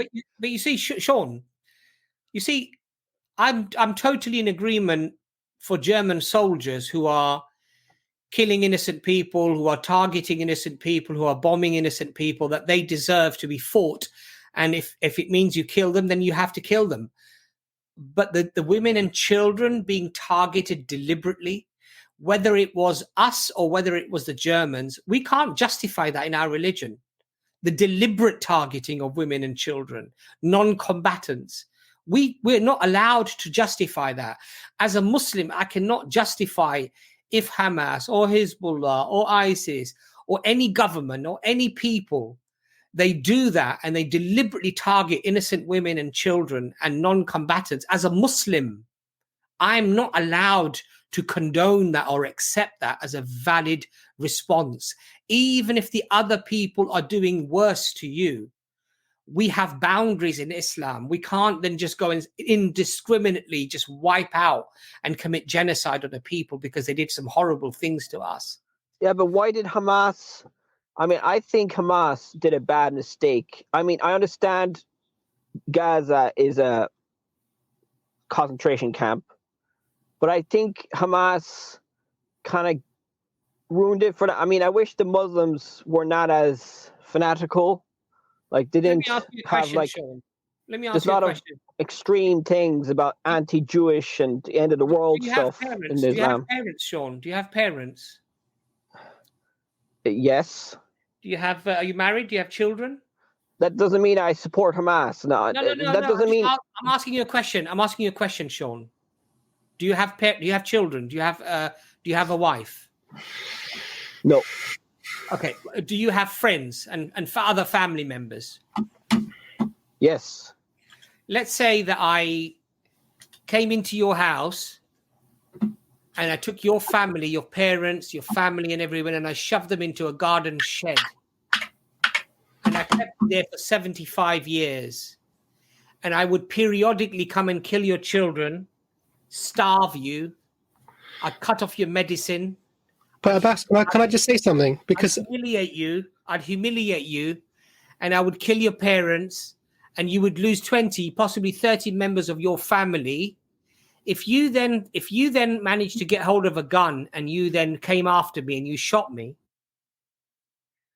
would you see that in the same light as somebody who just goes and indiscriminately kills your family and kills all your people that you know?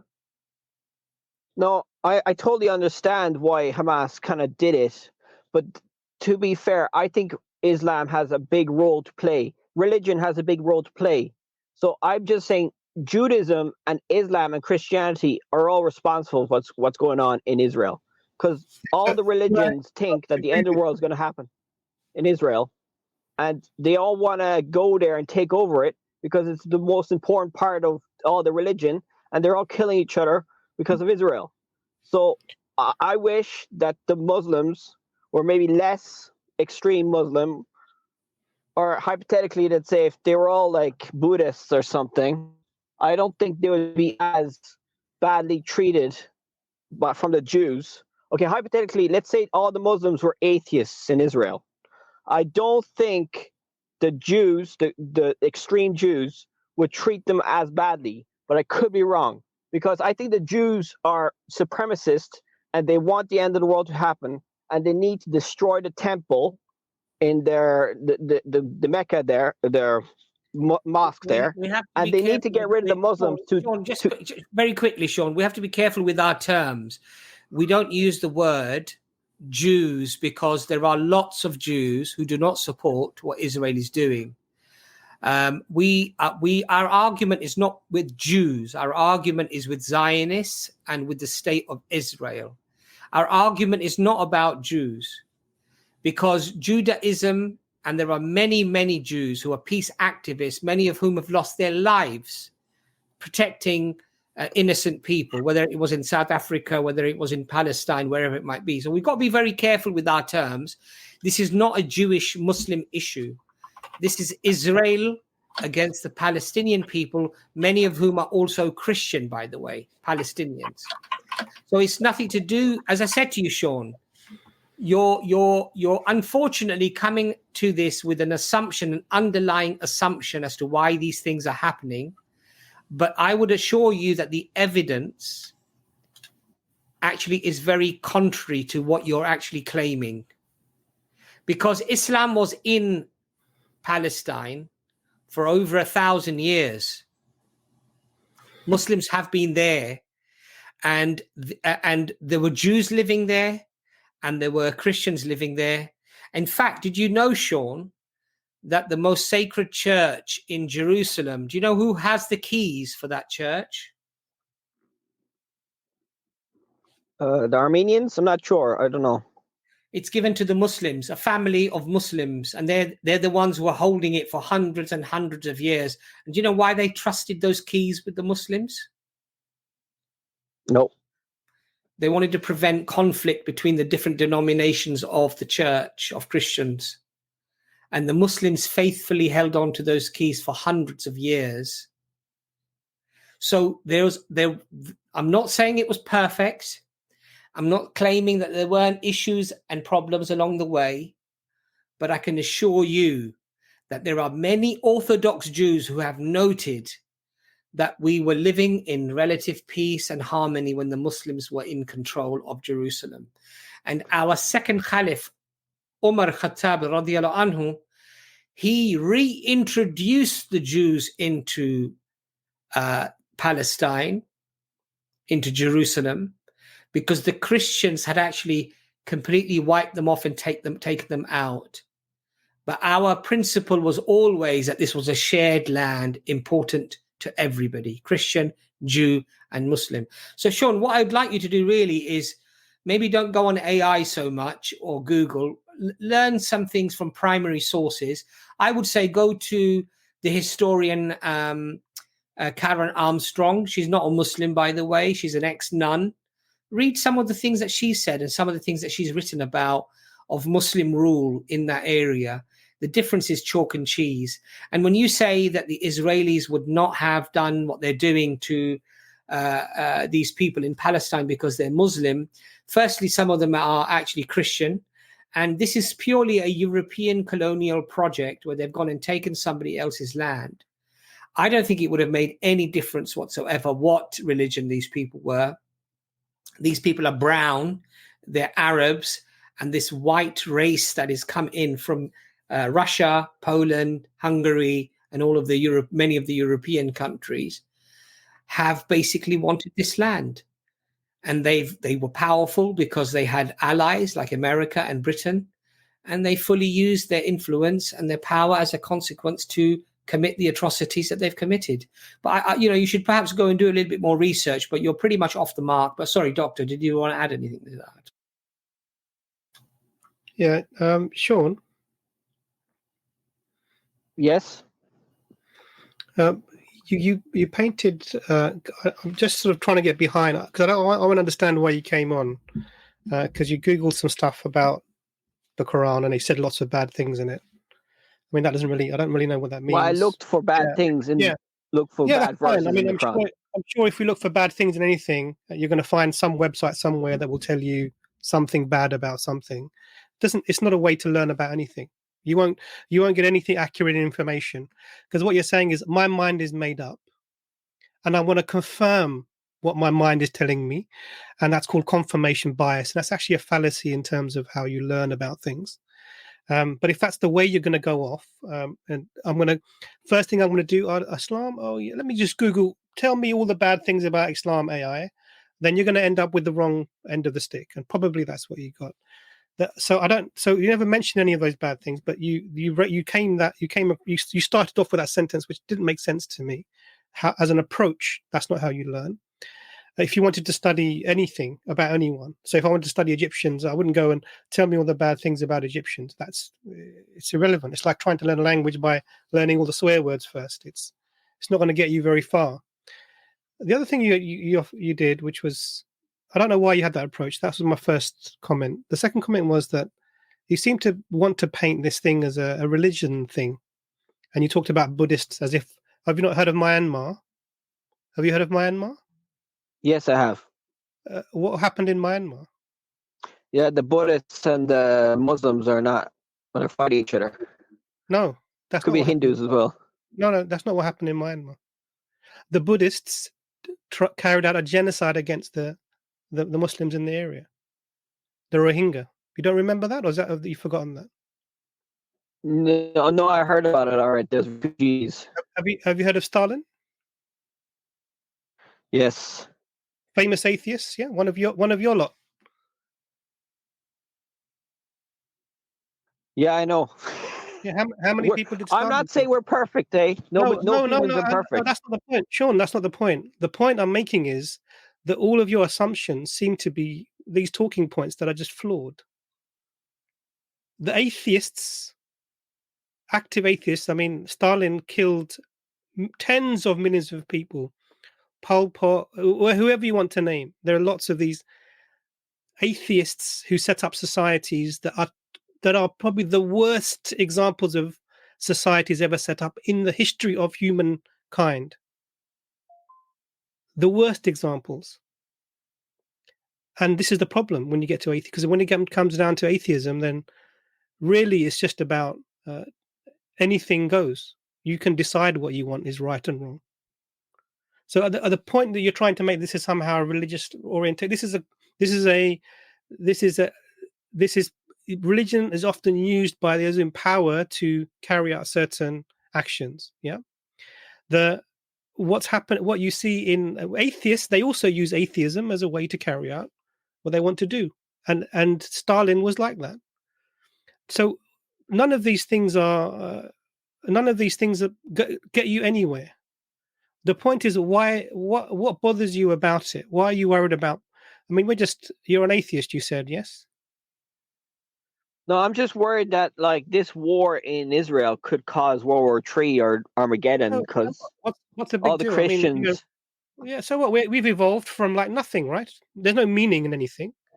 We're not actually. We're just an accident, a cosmic accident, right? We're not actually human beings that have any value more than the amoeba does, which evolved for the same length of time, or the rock, which has been sitting there for probably millennia more than we have. What value do we? Where do you get the idea that somehow this is an issue? You don't complain about the lions eating the tigers, the deer, or anything like that. So what's the difference between two species, a species interfighting and annihilating itself? What's the big? Why does it bother you as an atheist? Isn't that inevitable? Well, I'm just worried that the religious people are going to kill each other and cause World War III. But yeah, I am You mean worried like about the atheists. To be fair, atheists are pretty bad too. Yeah, I'm just So this is worried the in point. general over the human race. But I'm probably more worried about religious people. To be fair, Why? because religion is not scientifically correct, and it leads to a lot of incorrect beliefs. Yeah, but why does something have to be scientifically correct? Well, there's a lot of things in religions that are not scientifically correct that have been debunked using science. So what? Why does something have to be scientifically correct? Why does it have to be scientifically correct? Yeah, yes. Well, science leads to progress, and if something's wrong, then it's bad, usually. Is that the case? Yes. Why? Well, see, there's a problem here in your approach. So one you're saying is that science is the way to get knowledge, to learn about anything. Yeah. Yeah. Okay. So tell me, prove that scientifically. Using the scientific method. I'm not a scientist, sorry, but using the scientific method. I know it's not perfect. Prove to me, Sean. I want you to prove to me that science is the way to verify anything, or that's the way that we have to use. Tell me why that's true. Explain to me what your evidence for that is, and give me scientific evidence, please, if you have any. To prove that science finds the truth. Yeah. I don't know. The scientific method, all the reasoning stuff, all the stuff that happened there in the Enlightenment in Europe there. Enlightenment in Europe. Whatever, that time when they copied all the Muslim texts and all the Greek texts to become more enlightened, and then they rejected religion, Napoleon, and all that. So let me help you. So when the Western countries were being oppressed by the Catholic Church, and there was the Inquisition ongoing, yeah, you heard about the Inquisition? Yes. Yeah. So this is when the Catholics and the Christians were annihilating anyone who said anything that was supposedly going against the Bible. This is the history of the Europeans and their history with religion. What they did to Galileo and what they did to Copernicus. Galileo, he was called to come to the Inquisition, and he tried to avoid it, and then eventually they put him under house arrest. He died under house arrest. And Copernicus, when he published his, unless I'm getting the names the wrong way around, Copernicus, he waited until he was in the last year of his life. He was very, very ill before he published his book, because he knew that if he published it before, he would be called before the Inquisition or imprisoned.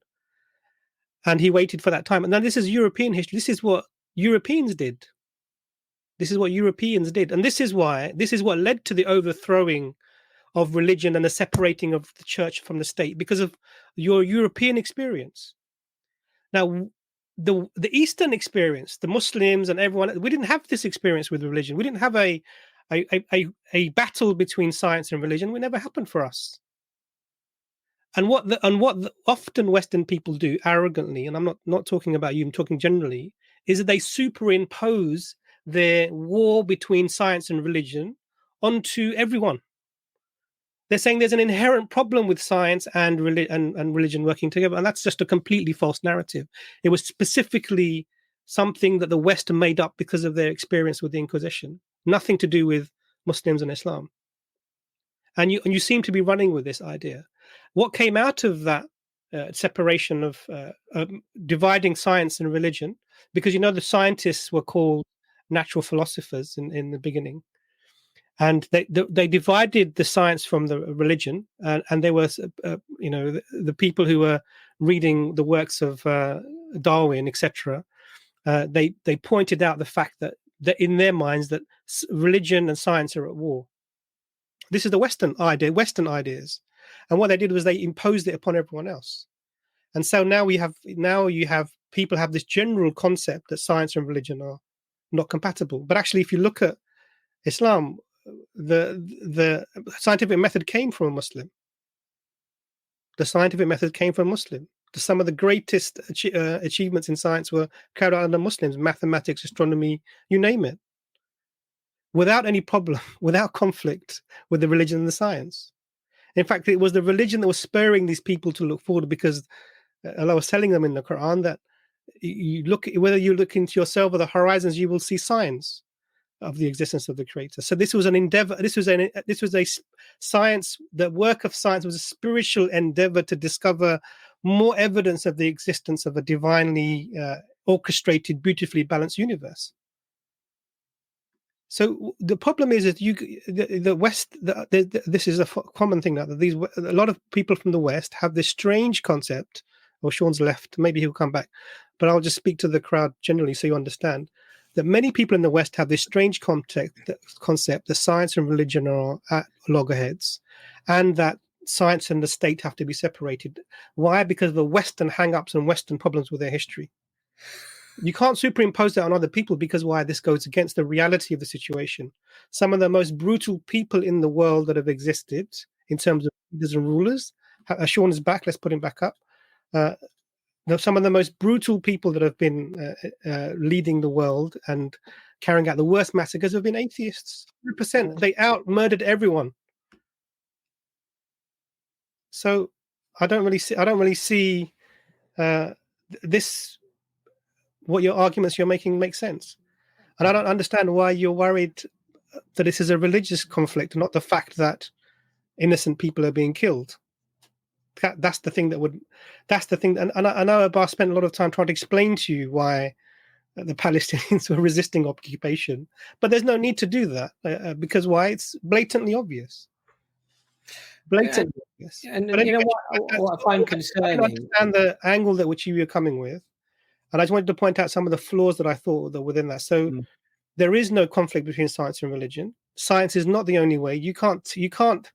A simple example. If you want to know if I'm in pain and how much pain I'm in, the only way for you to know that is to ask me. There's no measurement you can do. No measurement you can do that will tell you how much pain I'm in. Why? Because science, there's certain things that science cannot do.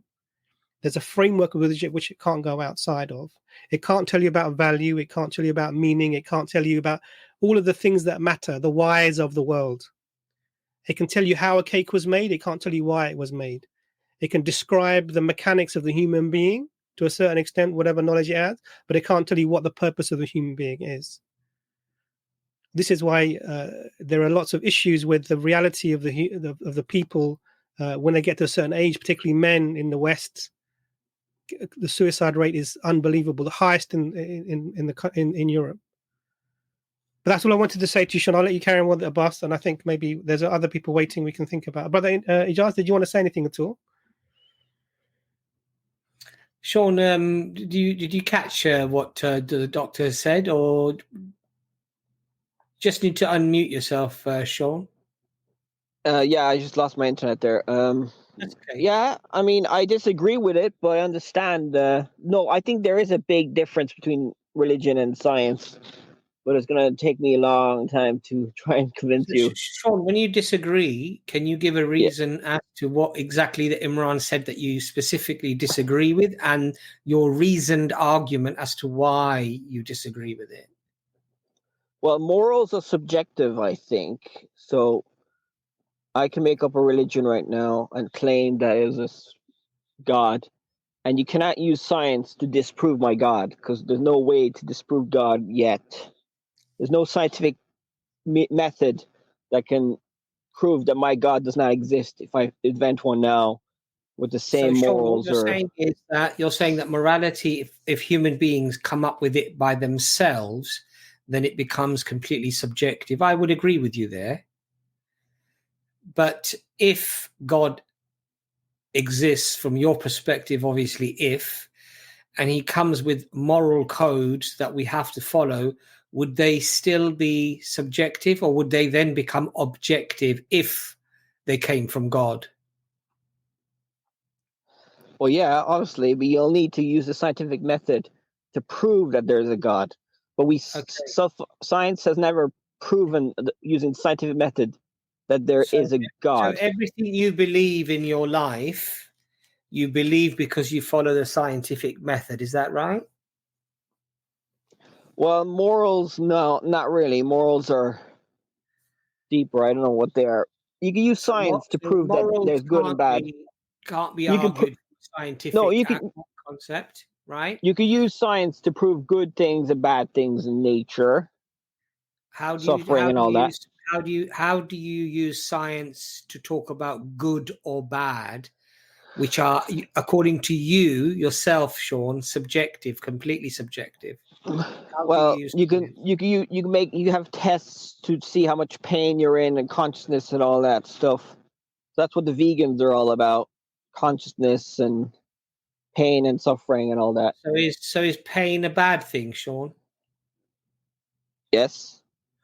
So when you have a bad infection in your mouth and your body goes through a lot of pain, and then the dentist quickly removes the infected tooth and gives you antibiotics, potentially saving your life, I would say that sort of pain is a really good thing to have, wouldn't you, Sean?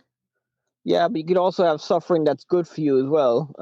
Right. So a lot of religious. You agree with me now, then, on that, then? No, a lot of religious people say that sacrifice and stuff like that is good, and then there's atheists that say that suffering is good too, for growing, for learning, for becoming more adaptive. Sean, let me ask you a question. Do you believe that you exist, Sean? Yes. Do you believe that the universe exists, Sean? Yes. Well, I could be wrong. I don't know. Okay, so you could be wrong about the universe existing. Yeah, I could be in a parallel universe. I don't know. I could be a Matrix. I don't know. Ghosts. I don't know. So you could be in some movie called Ghosts, where you might not. So effectively, you wouldn't exist then, right, Sean? Yeah, I don't exist. I'm not sure. I don't know.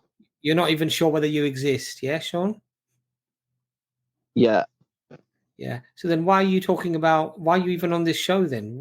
I mean, if you're not even sure that you exist, what was the point of you even clicking the link and coming onto the show and talking about the issues that you've brought up?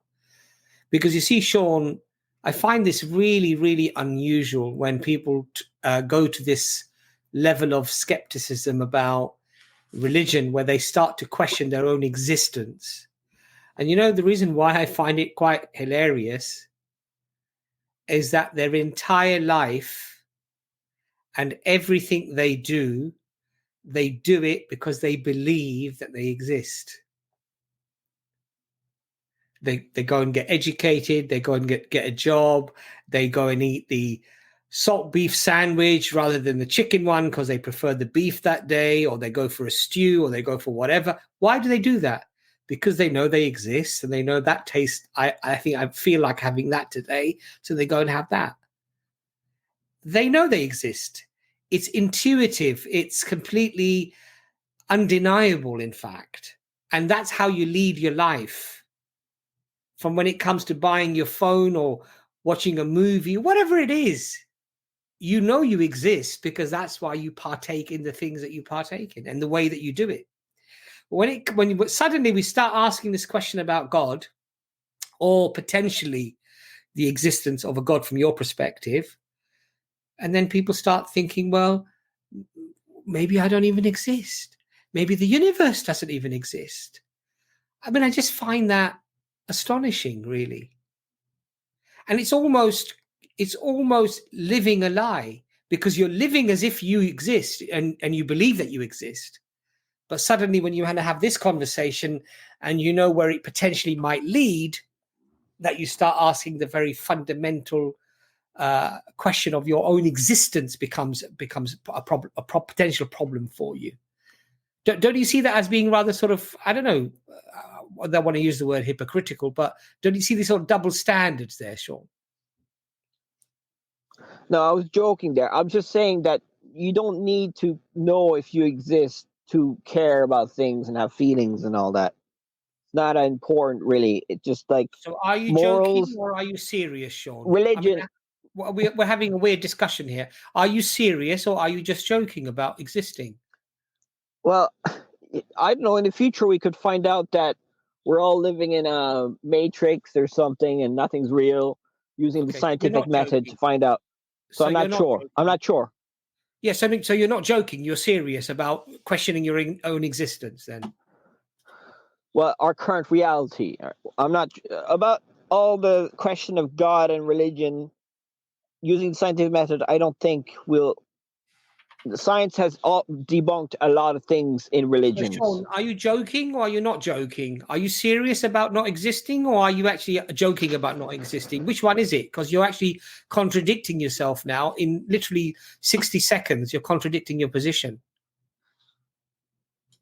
Yeah, I'm not sure.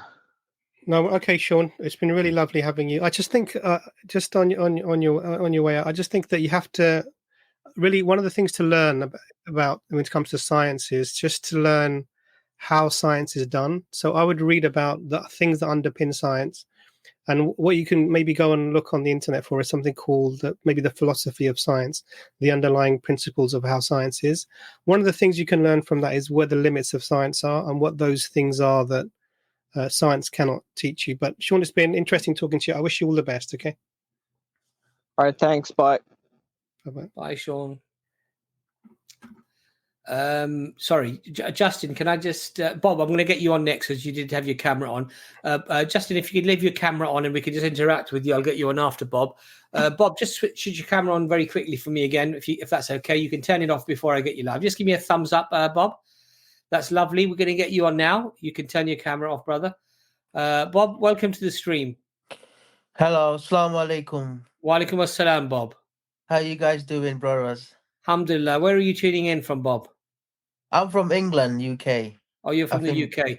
So, yeah. Bob, this is actually a non-Muslim stream, but now that you're on, what was it that you wanted to talk to us about? I just want to ask you a question because obviously I'm a Muslim. Because if I'm talking to non-Muslims about something, they ask me about Islam, I do my best to answer them a question. But there's a few questions I struggle to answer them. So I'm hoping for you guys, maybe you know those answers, you can help me. So EFDawah clinic, I think.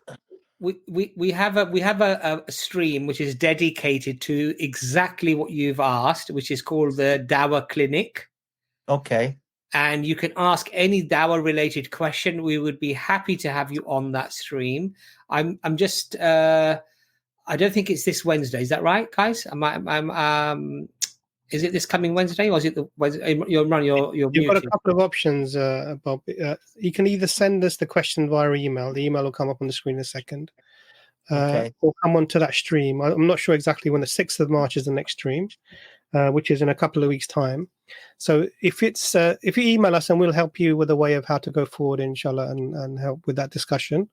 But this really is a stream for non-Muslims. We're just trying to give them an opportunity more than this for you at the moment. So there's 2 streams we do for Muslims, and this is one is the Doubt Busters, which is on this Wednesday. You can maybe come on that and ask there. Just phrase your question carefully, and then if not, then there is the Dawah Clinic, which is 2 weeks' time on a Wednesday. So those 2 streams. So that's only a couple of days away. If you need more urgent information, please send an email. The email is on the screen for you there. Yeah. And then we can help you with that, brother. Is that okay?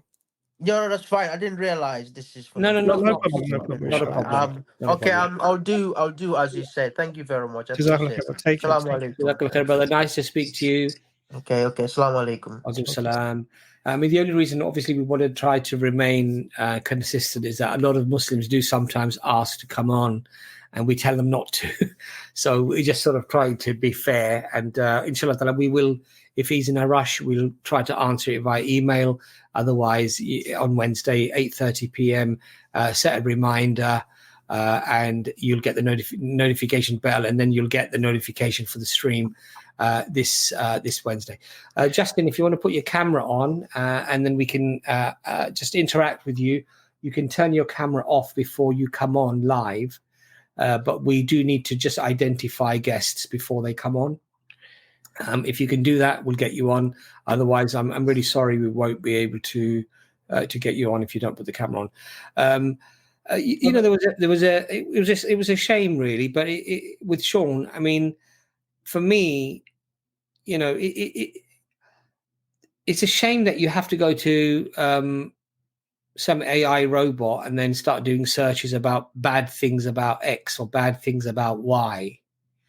On that note, but Brother Ijaz, can I ask you a question? If somebody's a non-Muslim and they want to learn about Islam, we saw one approach there by Sean. How would you, being as neutral as possible, what would you think is a good way for a non-Muslim to find out about Islam? Because obviously there's a lot of interest now with what's happening around the world. What would your recommendations be for them? What can they do? I would go to the people who are Muslims, and so I think our emails and our comments reflect this. Lots of non-Muslims who are interested in what's going on in Palestine, why the Muslim people there seem to have great resilience spiritually, mentally, and physically. They're getting this from their iman, their belief in Islam. And alhamdulillah, there are many da'wah groups, including EFDawah, Ayera, Dawah Wise, all of these groups spreading the message of Islam. We would welcome them to look at our website, EFDawah.com, newmuslimacademy.org, Ayera.org, dawahwise.com.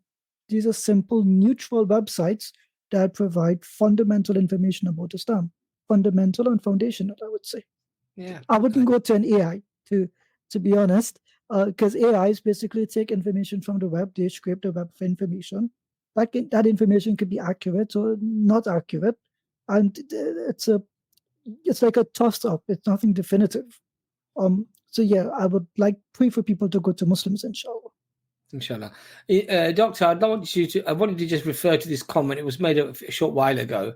It was referring to your statement about science and Islam and what have you, in terms of how Islam propagated, actually, it encouraged thought and science, because it sort of implies that it was the Arabian traders who basically went to India, and this is where they brought back maths and astronomical knowledge from India, basically. And then that was what ended up in Europe, as if this was somehow just a transfer of knowledge, nothing built upon, no great universities, no great books, no great thought, no new novel scientific phenomena, no books of medicine used in the West for 500 years as the primary source of medicine. None of that came, of course, from the Arabs or from Arabia or from the Muslims. So, Doctor, would you like to comment on that at all?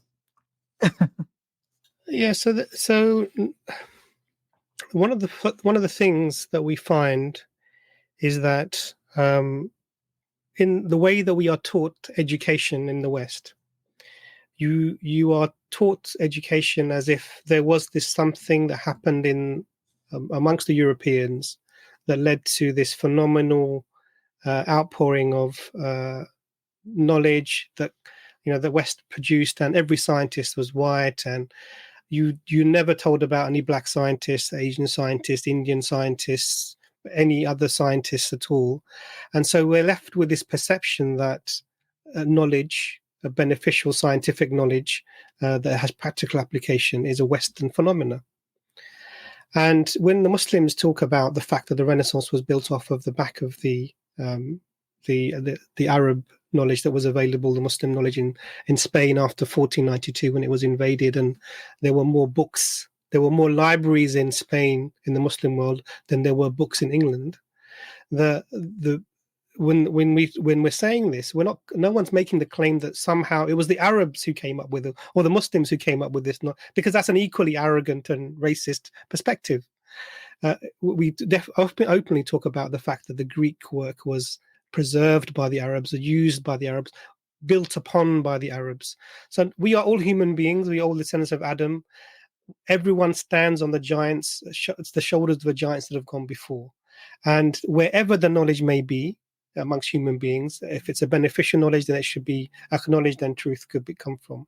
So yes, I would be surprised if there was no phenomenal knowledge amongst the Indians, the people, the Dravidians, whoever they might be, that was beneficial and useful, and that was then passed on to the other civilizations around the world. It would be ridiculous to say otherwise. But so I'm not, when we make these statements, we're trying to counter a narrative, not by making the same narrative ourselves. We're saying that knowledge is a human phenomena, that is something shared upon, and we all build upon each other's knowledge. It doesn't belong to one ethnicity, one particular group of people. So I agree with him. I don't disagree with him, but I want him to understand that the point is against what he does, misunderstanding the point that I was being made. There was every civilization that has built upon what has come before has taken what was available and furthered it. So that happened when the Arabs got hold of knowledge, because the Arabs, you have to understand, were at one time just warring tribes caught between two empires. Within 100 years, they became the greatest empire, and they ruled for 1,300 years, for one of the biggest empires in the world. And all that knowledge that was around was amassed and valued, and it was built upon and passed forward. So it wasn't just we took it from here and we gave it there. No one does that. Even the people that existed before the Indians and the Dravidians, etc., they received some knowledge from somewhere, and it was worked upon, furthered, and then passed on. And this is how it's always been, and this is how it'll always be. All I want is that not to leave people with the misunderstanding that the knowledge that is found in the West is somehow a Western phenomena. It definitely isn't a Western phenomena, and it's built upon. If you have a watch and you're looking at your watch and it says 1, 2, 3, 4, those are Arabic numerals. Okay, before that they were using Roman numerals, and you can't do maths with Roman numerals. Yeah, so it literally is building upon what's come before. The zero probably had its origins in the Indian subcontinent. You need that for maths as well. Knowledge is a human. It's something that we all inherit, and it's part of our shared, treasures. So there's no idea that somehow that it belongs to a specific ethnic group of people. And my point was the opposite. That Arabic numerals were lifted from India. Yeah. This is another ethnocentricity. Now this is where it goes the other way. It becomes ethnocentric in the other direction. No, the knowledge only comes from India. Okay. If you want to hold that position, then there's no difference between you and the Europeans who show all the scientists as white. And that's the point that I was making. So it's very simple. You just take just demonstrate what you're saying.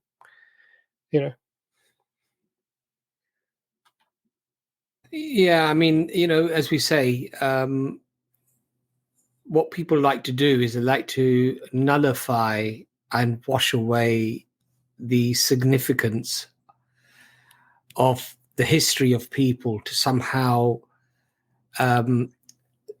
sterilize them from history, not to give them credit where credit is due. And the reality, of course, is that, yes, of course, as you said, in history, there are many nations. The Greeks, for example, with philosophy, Aristotle, Plato,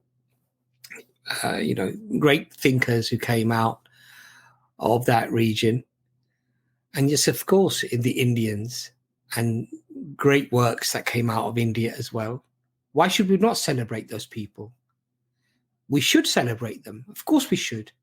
But why is it so difficult to celebrate the achievements of the Muslim for over 1,000 years that ruled supreme and had, that was way ahead of its time. Why is it that you want to wash away that history? Why is it so uncomfortable for you to say, you know what? The Greeks did amazing things. The Indians did amazing things. And the Muslims did amazing things as well. Why is it so difficult? Oh, no. Muslims cannot do amazing things, brother. You have to understand. Only certain ethnicities of people. So only Indians can do very good stuff. And only white people can do very good stuff. Which is why the white people eventually came to India and they ruled. Yeah. So these are the two things you have to understand. Yeah. Arabs can never do anything good. Yeah. It's just that you have to believe that. Otherwise, there's something wrong with you. I mean, this is the ridiculous position that's being argued for. Yeah. We have a common humanity, guys. Come on, let's not be racist. This is what it is, and the whole point of trying to do this is to, and you have is it David Starkey, the historian who writes the English historian? I think the surname is Starkey anyway, and it's this Eurocentric view, and I remember on one of the talk shows or one of the open panel discussions, he said, nothing's come out of the Islamic world for over 250 years. And these are people who are like backward and they're this and they're that and then this and that. And I thought to myself, would you ever talk about the Greeks in that way? Would you ever say nothing's come out of Greece for over like 1,000, 2,000 years or whatever? Aristotle, Plato, yeah, he did some good things, but no, of course we don't. Because we celebrate whatever good came out. And we value that and we celebrate that and we acknowledge that, and we should. But you want to wash away 1,000 years of contribution. And in fact, we have many Western historians and scientists who've said that Europe would not have had the Renaissance if it wasn't for the Muslims and the great works. We wouldn't have had the works of Aristotle and Plato. The oldest works of Aristotle and Plato are in Arabic. It's because they translated them. It's because they preserved them. And had they not done so, we wouldn't have known about the works of Aristotle and Plato. They would have been lost in history. So it's a shame, really. There's a comment I wanted to highlight, if that's okay, which is that racism is that what we were talking about after the white Western comments earlier. How rich is that? So there's a distinction between the comments earlier, which are reflecting the current situation, the current North American, white, Anglo-Saxon view that the Palestinians deserve to die. It's the global South that took the case to the ICJ. It was not the European powers. Right? So, I mean, we have to describe reality as it is. No one is going to describe the UK as a primarily minority ethnic group. No one's going to say that they are European white. It's what it is. We're not saying because they are white, they do this. We're saying that's the perception that they have of themselves. And because they see themselves as superior to us, they feel as if that they can be, pejorative towards us, condescending towards us, especially ethically and morally. And we fundamentally disagree with that. So you've missed a point, Robert.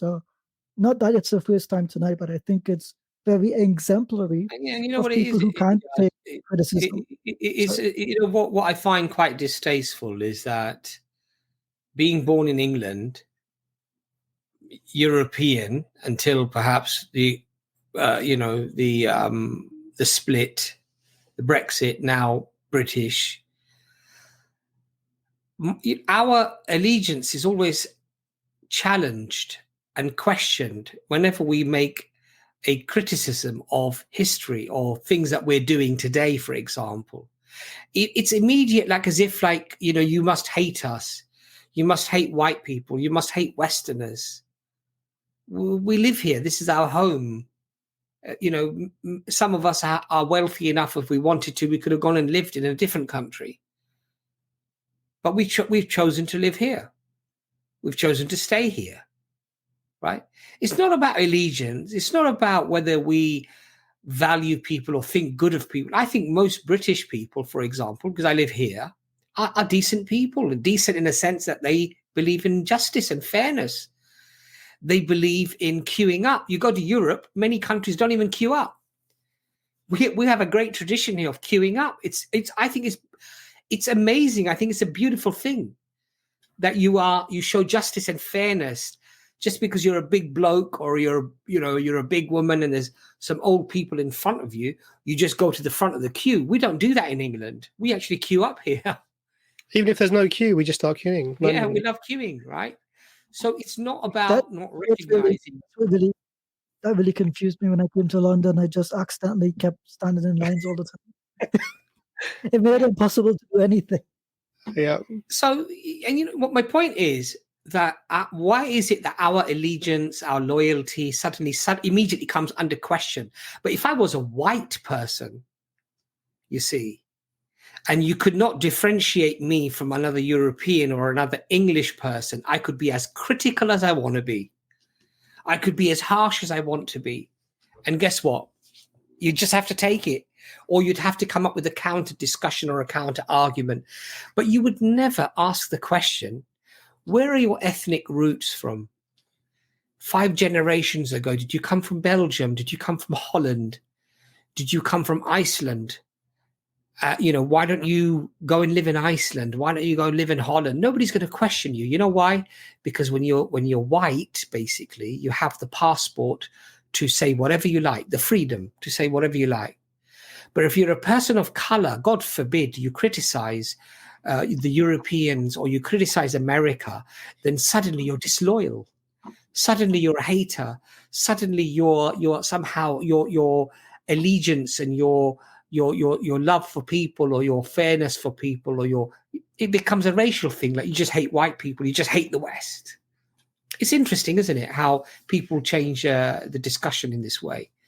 Well, there's a funny thing because Europeans tend to have flags like they're very prideful. My parents come from the French or the Irish or the Scottish, and they'll have those flags in their offices to show their European heritage, right? So having the flag of a foreign nation is fine in that case, but any Muslim that waves the flag of Palestine automatically they're disloyal to the UK or disloyal to the United States.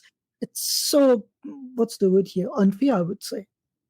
Well, it's unfair, but it's a clever psychological tactic, you see, because when you do that to a people, when you call them hate marchers, as Braverman did, who has relatives fighting in the IDF, so we could take that. Husband's family. Well, her family, extended family, through her husband, fighting and killing Palestinian people, then obviously we're all hate marchers if we go and march for Palestine. When you do things like that, or you have morons like Douglas Murray, for example, calling them Hamas supporters, and that's a kind word for Douglas. Yeah, well, gutless. He's a coward. I mean, whenever he was questioned, would you debate Norman Finkelstein? Suddenly, I just saw his color drop from his face, and he ran with his tail between his legs. I would never debate him because he started making all ad hominem attacks against Finkelstein. I think he missed out the point that Finkelstein would probably wipe the floor with him, and that would probably be the end of his career. He missed that out and when Brother Muhammad Hijab has offered him several times to have a debate, he's run with the tail between his legs, calling Hijab all sorts of names. But he's a coward, literally a coward, a keyboard warrior, a person who's very comfortable embedded with the Israeli army, pretending like as if he's all threatened when he's on video, when in fact he's probably miles away from any danger whatsoever. You know what? Douchebag. Funny here, Brother Abbas, I don't mean to interrupt you, but there's a pair of internet, what's the word I want to use here, non-celebrities, because they're widely ridiculed, who recently flew to Israel, right, in the safety and comfort to walk around the streets as if nothing is happening, to show that Muslims are violent. That the Palestinians are so violent in their war with Israel that these two hate mongers, prominent hate mongers and mockers of the Prophet sallallahu alaihi wasallam, they missed the point that they flew to Israel where Palestinian Arab Muslims are present and they're walking there safely. Not a single attack, not a single spit, not a single stone. But they have to give the impression that Muslims are all consumed by evil. They've actually proved the opposite How can Israel be so threatened and you have such safety and happiness and comfort that in the middle of a war you can take a luxury flight and walk the streets of Jerusalem, having your chai in the evening? You've just proven the point you want to prove in the first place. It's really ridiculous. And I think in the future, when people look back at history, they will look at these people who supported the genocide and the ethnic cleansing. And quite frankly, for most sensible people, those people who commit genocide and the ones who facilitate it, support it, and excuse it are all the same.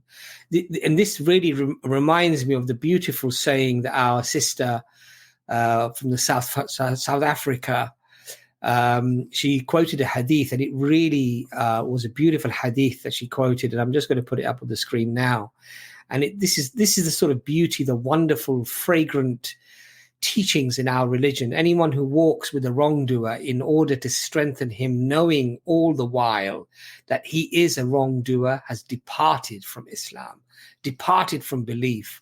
Now, for us Muslims, departing from Islam means that you're outside of the fold of Islam. It's a very serious thing, very serious thing. And I just wonder what morals and what standards you live by when you support the ethnic cleansing and the genocide of a people, when you excuse it, when you make excuses for it. I just wonder what moral standards you operate on, basically. Christ, Sulija, Soldier. And Max, you need to put your cameras on, guys, so we can verify you. Justin, I'm going to remove you from backstage because you're not putting your camera on. Can you just give me a thumbs up, Christ Soldier? Is that okay? Just give me a thumbs up. Christ Soldier, just give me a thumbs up if you can hear me. Just give me a wave. We can only see your eyebrows at this point. We can only see the top of your face. I just need you to give me a quick wave, if that's okay. Thank you very much. You can leave your camera on or you can turn it off, whatever you're comfortable with. We're going to get you on the stream now. Christ Soldier, how are you doing? Can you hear us? Am I in right now? You are, indeed. I'm driving to a spot, and then I'll put my camera back on. Okay, no problem. Would you like us to wait for you, or can you talk now? I can talk, yeah. Okay. So what was on your mind? Where are you tuning in from? I'm just interested. From Townsville, Australia. Australia. Well, nice to meet you. Thank you for coming on the stream. You're welcome. What would you like to discuss with us today? Well, there's nothing that I disagree with you guys with the recent topics he's been talking about. Mm-hmm. I just wanted to hop on and I guess try my best to defend Christianity if there was anything. Sure. So would you say you're a practicing Christian? Yeah. And what denomination of Christendom are you?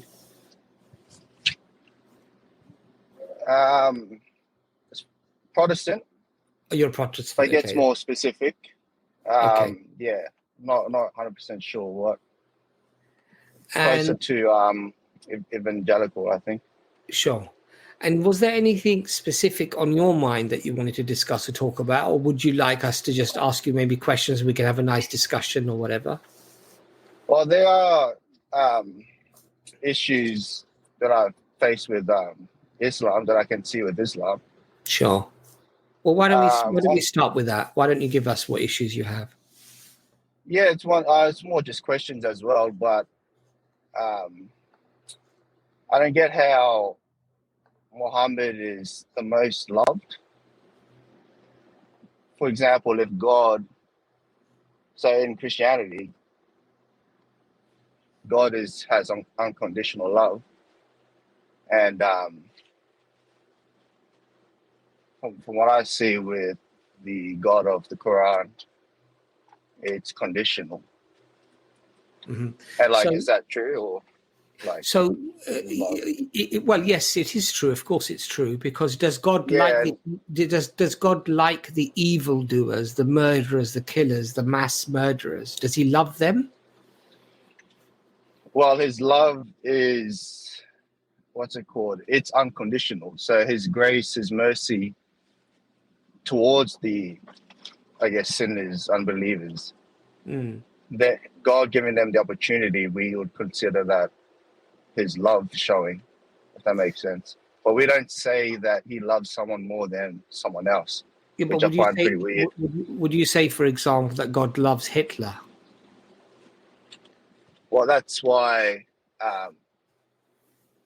Well, that's what I was saying. Hitler was given the opportunity to turn from his sin, and that's God showing his love. But isn't that conditional? I don't think that's not conditional, is it? No. What's the So if- condition? so So if Hitler- am I going to heaven then? Well, that's another example as well. I'm not comparing you to Hitler, but you have the opportunity right now. You're alive. No, but you said it was unconditional, Christ. So you're making a contradictory statement, because you're saying on one hand it's unconditional. So there's no condition required for me to have the love of God, right? I can go to heaven because God sends obviously those He loves to heaven, right? Well, it depends what you mean by love, I guess. But No, I mean you said it was unconditional. Whatever it is, that love. Well, you're saying that going to heaven, like salvation, or is that's up to the person itself, isn't it? It's No, but not you said God's. if it's unconditional, then there's no conditions. Yeah, to God's love, not to who can enter heaven, who has salvation. So would God send Not someone He condition. loves? So God would not give salvation to someone that He loves. Well, it's up to the person. That's what I'm saying. No, but then it's conditional, right? That's an atheist No, it's argument. not an atheist argument, because what you've said is that God's love is unconditional. Yeah, it says in the Bible, the word that they use for love is agape. Yeah, but you said it's unconditional, right? There's no conditions on the love of God, right?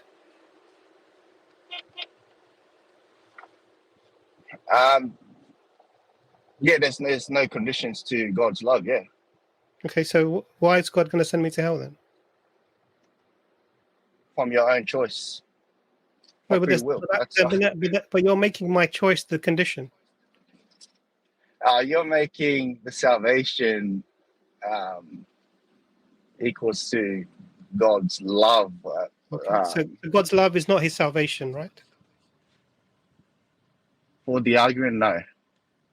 No, I don't want it for argument. I want you to give me your position, Christ. Nah, they're two different things. Yeah, well, salvation is salvation. God's love is giving the opportunity for people. Salvation is conditional. So just to clarify, the love is unconditional, but the salvation is conditional, right? Yeah, I agree. Okay. And that's sort of what. So what does I'm just following up. So if the salvation is conditional, then what's the condition? Well, it's free choice. Like free choice is conditions. Condition on the person. What is the condition? I'm asking you. Oh, so the requirements. So condition means there's requirements. So what is the requirements, or? Yeah, the condition. You said God's love is unconditional. He loves everyone, even the ones He's sending to. He loves them. Yeah. Hitler, He loves him. Everyone. He loves everyone, right? The pedophiles, He loves the pedophiles. He loves the people who are killing innocent people. Genociders, He loves genociders. See, that's the thing. It doesn't make. It doesn't make sense. That's what unconditional love is. Yeah, exactly. Because God's love is not like ours. But what I'm saying is God's love is shown to those to sinners through the opportunity they have. to the opportunity they have throughout during their lifetime to turn to Christ. So then, why didn't God send messengers to people who are not Jews? Well, right now there's the Gentiles, or if that's what you're alluding to, everyone has the I'm not talking about right now. access to the gospel. But I'm not talking. You said God's love was unconditional, right? And the salvation is a choice. Yeah. Yeah. But then there were people. Yeah, there were people that weren't given the message. They weren't given any messengers because only the Jews receive revelation, right? Well, that's all another. Well, the Jews were given revelation. So did the Africans get revelation? Did the Africans get revelation before Christ? No. So then, but doesn't mean that did God not love them, or did not God give them the choice? Well, there was. So how they believed, how they earned salvation, I guess, in those times, Jewish had a different stand. The Jewish people had a different standard to the Christ, the rest of the world, to the Gentiles. Your question, missing my question. Their standard was different. Yeah. Yeah, but you're missing my question, Christ, because I'm talking about. You said God's love is unconditional, and the salvation is a choice that you can make, right? It's the opportunity, like salvation. Yeah, it's an opportunity you have, right? I agree. Okay. Yeah, so I agree. Why didn't God give the opportunity to the Aboriginals before Christ? Well, who can say that God did it? Because what I said just before, the difference was with the Jewish people. You're saying that they're the only ones that got the opportunity, or that the Jewish people were the only ones who God revealed himself to. Is what happens there is that the Jewish people have a different standard of salvation. Why? It's actually hard. It was actually harder for them because they have to uphold. Christ, I'm asking because they were God's chosen people. But I thought you said God's love was unconditional. He wanted to give everyone the choice, right? Yeah, but I'm not saying that the Jewish people. I'm saying they're different standards of salvation.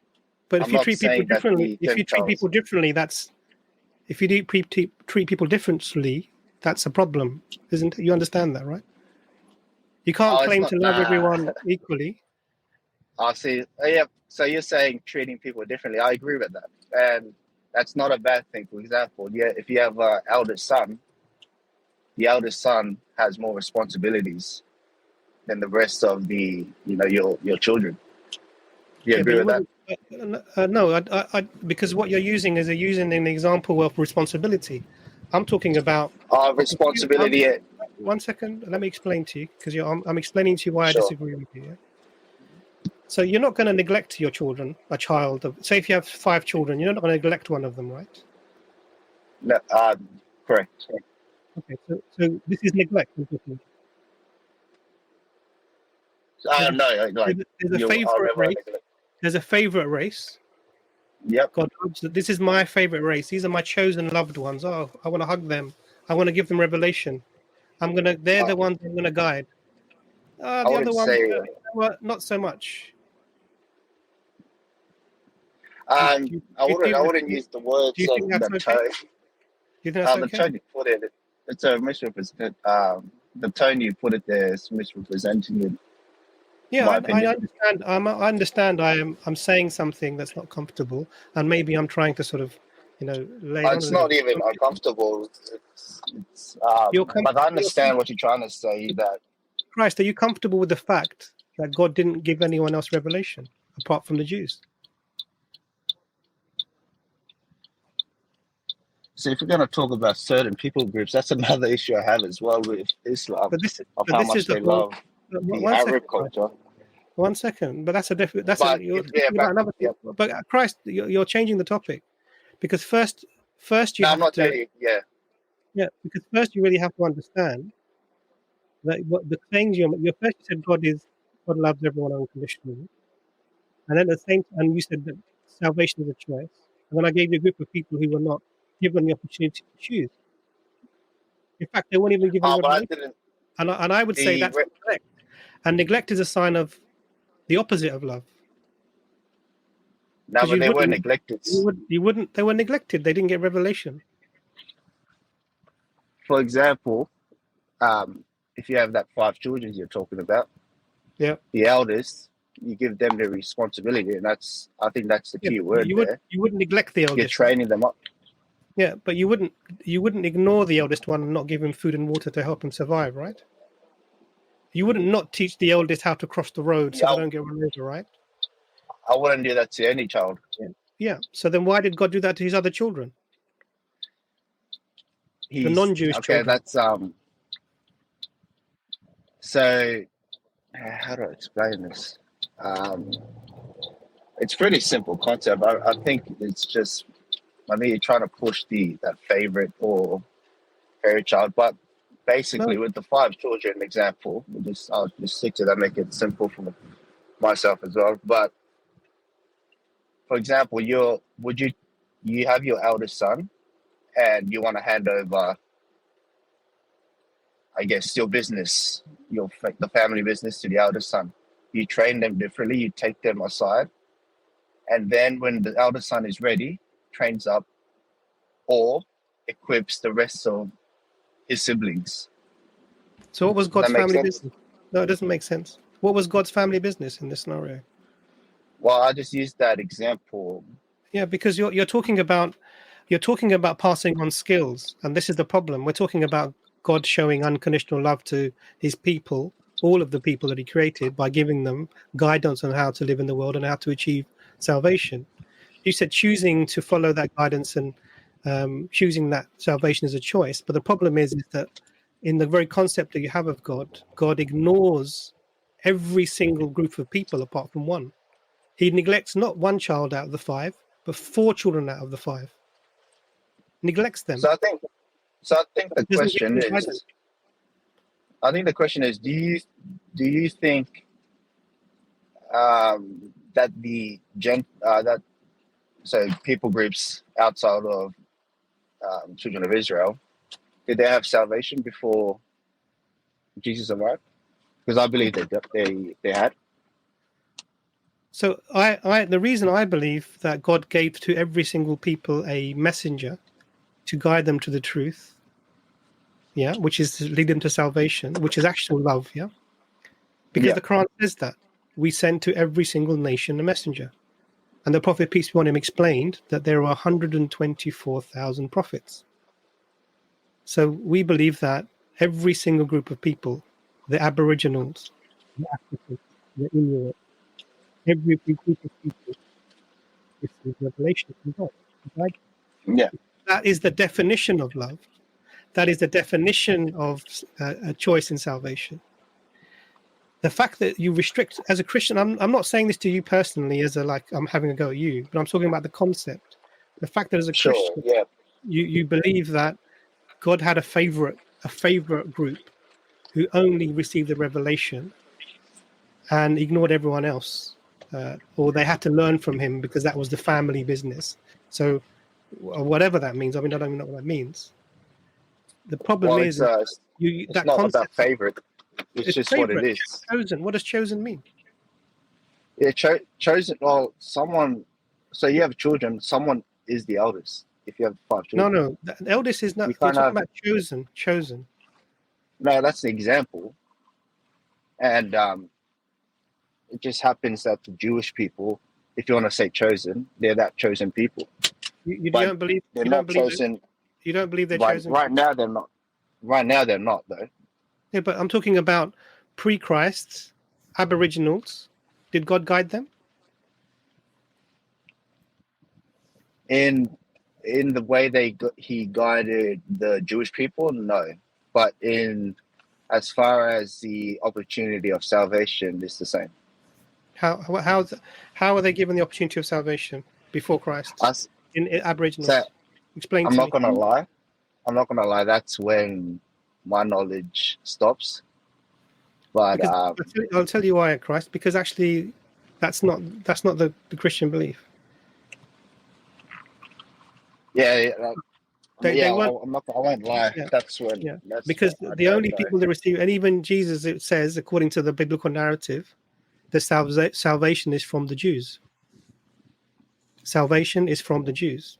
And now, that is neglect of every single group of people apart from the Jewish people by the God that you said was unconditionally loving. Now, for me, that's a problem as a concept of a creator that would ignore and neglect some of his children, some of his creation, and choose only a specific group of people. I think that's a problem. I don't believe God is like this. Yeah, we don't see it in that way though. Like we don't see the Jewish people as the chosen people, as God's favorite people. I think, Chris, you're missing the point. Christ, sorry, you're missing the point. The doctor is explaining to you that unconditional love means that you treat everybody with that same unconditional love that you've explained that God has for everybody. But here you have a people, according to the Bible and according to Christians, who are selected above all other people. They're given a moral code, a legal system. They're given a way to connect with the Creator. And according to your beliefs, the Aborigines, the indigenous populations of Africa or America, they would not be chosen. They would not be given that ability to connect with the Creator in the same way that the Jews would be. That seems inherently unjust and actually, I would say, not equal to the love shown to the Jews. I mean, I'm wondering why this concept's difficult for you to grasp, and also this, what it is, Christ. We've got to be very careful. I can explain why it's difficult to grasp. I'll give you an opportunity.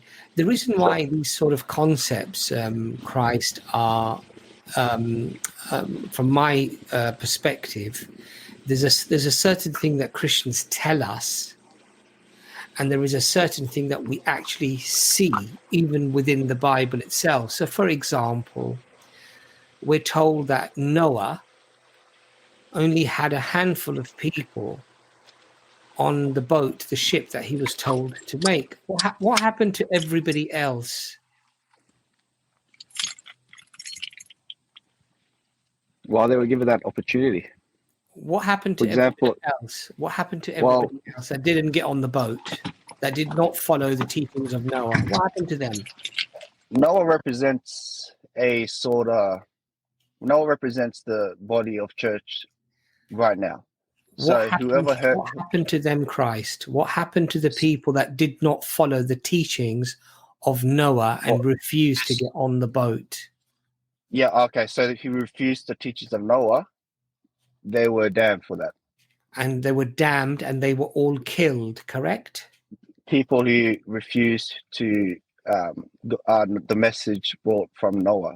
And they were because there's a second group of people and they who were didn't all hear his killed. message. And according to the Bible, the entire world was flooded and everything perished. Everything was killed and wiped off, correct? Entire world? The entire world, according to the biblical narrative, the entire world was flooded and every creature was killed, drowned. Every creature, yeah, like what? I'd have to look at the verse if it says entire world, but if it did say the entire world, it's like world is a what's it called? It's a loose. It's a sorry, English my second language.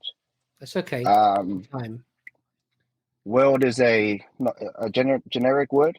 It's a loosely used word.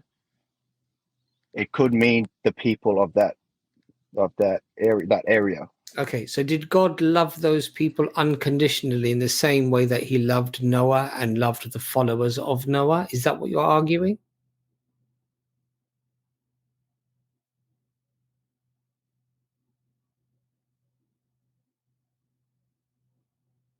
Are you still there, Christ? We can't hear you. I think your sound's dropped for some reason, possibly your internet. Maybe try and. got you. No, so if I go on a different, can you hear me now? Yes, we can. So if I went to a different tab, I'll try to open up the Bible. It's okay.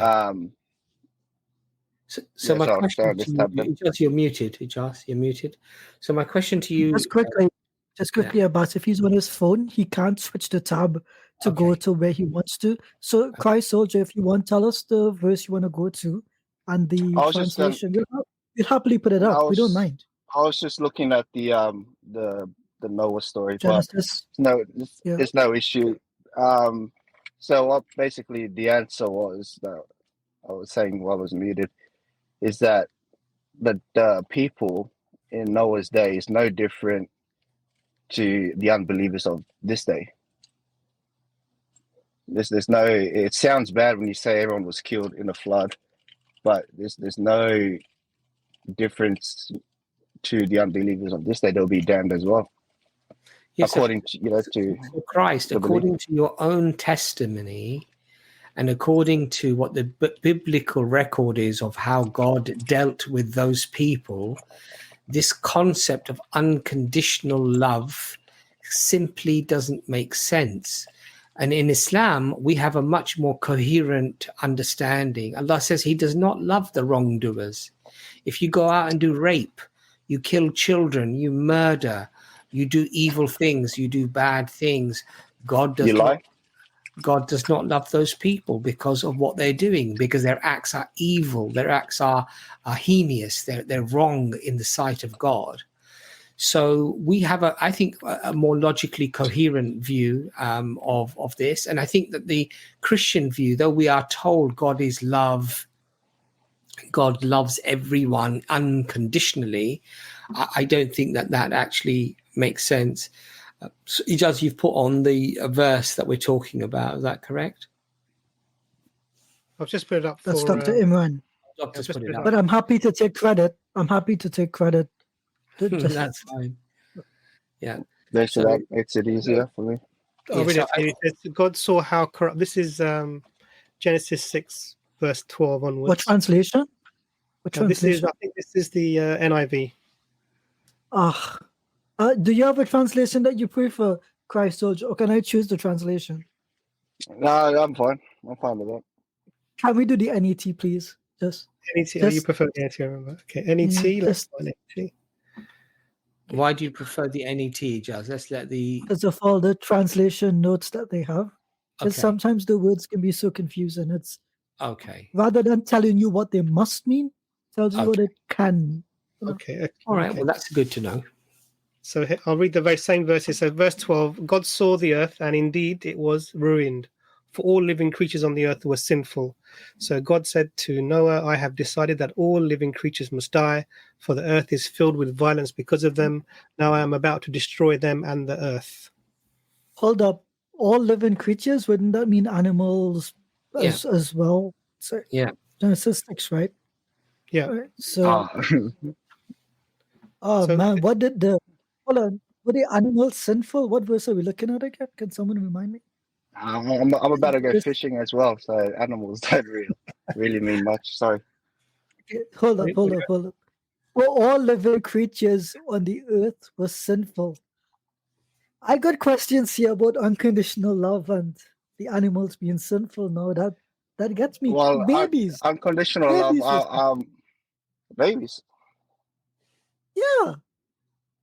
How about the babies sinful? What were the babies in no time doing? All of those people that didn't get revelation, what did they do? Well, it doesn't say salvation. The issue of salvation. They said they all died. It says they were sinful. All the creatures on the earth were sinful. It says that. Verse 12. Yeah, it says that, but So Christ, what we're trying to explain to you is that I know there's a narrative that you might hear from the church, or you might hear from, people who are preaching or what have you. Look, we don't want to put you on the spot. This is not about pressurizing you or, belittling you or making fun of you. What we would like you to do is perhaps watch the stream afterwards, look at the quotes that we've put up, and by all means, go away, look at these things, study them, and then, come back to us. But from our perspective as Muslims, you see, and if you even look at the teachings of Jesus, peace be upon him, what does he call the people who are disbelievers? He calls them vipers. He calls them, people who are misguided. What does he do to the money lenders? He turns over their tables. When people ask him for a miracle, what does he say? He says an adulterous and what does he say? Nation asks for miracle. No sign shall be given except wicked and adulterous nation. Wicked and adulterers. So what we do see is that even Christ, Jesus, in the Bible, he does not like the disbelievers. He does not like the people who are opponents to God Almighty. He does not like the people who rejected him despite knowing him and seeing his miracles. And so I think that, there's one thing that you learn from the church, but there's another thing actually in practical terms, what you actually see. And I don't think that you can actually marry these things up, Christ. And this is why what we would like you to do is perhaps look at the Quran, read the Quran. There's a whole chapter in the Quran, chapter 19, about Mary and the birth of Jesus. We believe in Jesus. We believe that he's one of the mightiest messengers of God. We believe that he is a righteous, one of the righteous, most beloved to God Almighty. We believe that God saved him from humiliation. We don't believe he was stripped naked and hung on the cross. We believe that God saved him. This is our concept of Jesus. And we also believe that he'll come back again to defeat the Antichrist. But we don't worship Jesus or Muhammad, peace be upon them. The Quran says the similitude, the comparison of Jesus is that of Adam. We created Adam from neither mother or father as well. So basically, Jesus is a miracle, but Adam, peace be upon them, Adam was a miracle as well because God created Adam from without mother or father. So Adam was made from dirt as well. Sorry? Adam was made from the dirt. Yeah, Adam was made from Jesus had I guess in his bodily form, a mother. Yes, but Jesus was born of a mother. Adam had neither mother or father. Well, Jesus had to be born from the mother to fulfill the messianic prophecies. Well, the point that we're making to you is Adam had neither mother or father, and clearly that would be a miracle. Jesus didn't have a father, and that would be a miracle, but that does not make him God. It doesn't make Adam God, peace be upon them. Well, yeah, I know that logic there with the no mother, no father, but obviously, like with Adam, you have to start somewhere, sorry. But with Jesus, it fulfills him being born from Mary fulfills messianic prophecies. No, it doesn't fulfill Isaiah 7:14 to be born a young woman. Well, what does it say there? It says Alma, a young woman. And what are you trying to say? Yeah, but trying to say that we don't believe that there's a prophecy that's been fulfilled there. Well, it's not just being born of a mother. Like Mary has the Jewish line. Well, not according like to those sort of things. I think, Chris, we're struggling with your sound. We'll welcome you back again. Just go and watch the stream again, and then by all means, do come back again because it was nice to speak to you. And thank you for having good manners. And I hope you do catch lots of fish, but make sure you do grill them and eat them because we in Islam we're not allowed to just catch fish for sport. We have What's your thoughts? I'm an ethnically an islander, but what's your thoughts on catching undersized fish? Can you say that again? Sorry. What's your thoughts on keeping undersized fish? So basically, in Islam, you're allowed to catch fish or hunt for food. You're not permitted to catch things for sport. However, if you're doing it for conservation reasons, so for example, you're wanting to catch a fish that you're able to eat, but if something is very, very small that you're not clearly going to be able to eat, and it would be better to let it live, that's different. That's not the same thing.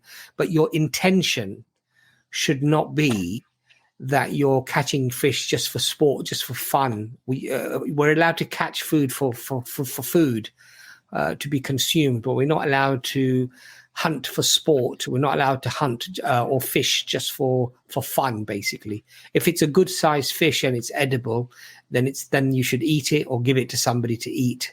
That's better. But Chris, it was lovely to speak to Christ. Beautiful. Lovely Sound to like a speak. fisherman. Thanks for having me on. Do subscribe and hit the notification bell, and then when we have the next stream, it'd be lovely to follow up the conversation with you. For sure. Thanks for that. All right, mate. Bye then. Take it easy. See ya. Bye. Max, we're going to get you on next. If you can just quickly put your camera on and we can just interact with you, because I think I spoke to you possibly on DawahWise, I believe. And I think you were going to come onto this stream and continue your conversation. Max, if you just want to put your camera on and we can just interact with you quickly. And then I think he was verified already via he was chat. verified already. Max Okay. Pan is verified. Yeah. All right, Max, let me get you on next. Max, welcome to the stream. Hi, everyone. How are you? How are you doing, Max? I think, Max, we spoke on DawahWise. Is that correct? Yep, that's correct. And you had some conversations for Islam, and Brother Mansoor recommended that you come to EFDawah. Yeah, yep. All right, lovely. So welcome to the stream. I believe you're in India. Is that right, Max? Yeah, that's correct. Lovely. So what was the question that you had for us about Islam?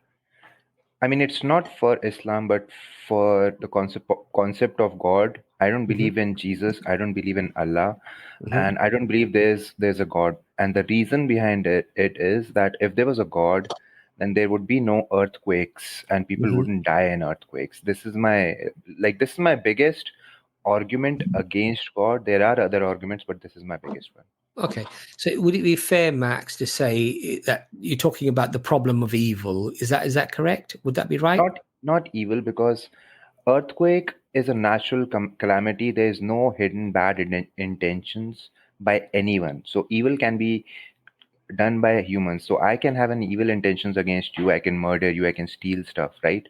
That I can call evil. But a natural calamity like earthquake and tsunami is a proof that the planet Earth is a faulty product created by a creator.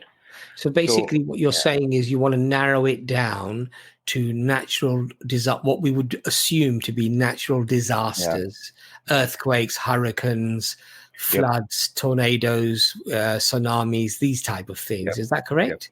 Yep. Okay. So let me ask you a question, Max. If we didn't have earthquakes, tsunamis, tornadoes, and all of these things, would you then believe in God? I would have a higher chance of believing in God, because then it boils down to just our actions. Like if we do good and if we do bad, then we'll get punished. Like if we do good things will happen. But then I'll start doubting hell and heaven, like because hell and heaven, there's no proof of hell and heaven. But I would be closer to God if there is one. If I see a perfect product, let's say Earth is not perfect, it's okay. God can create an imperfect product, but now that he knows people are dying in earthquakes, why can't he fix it?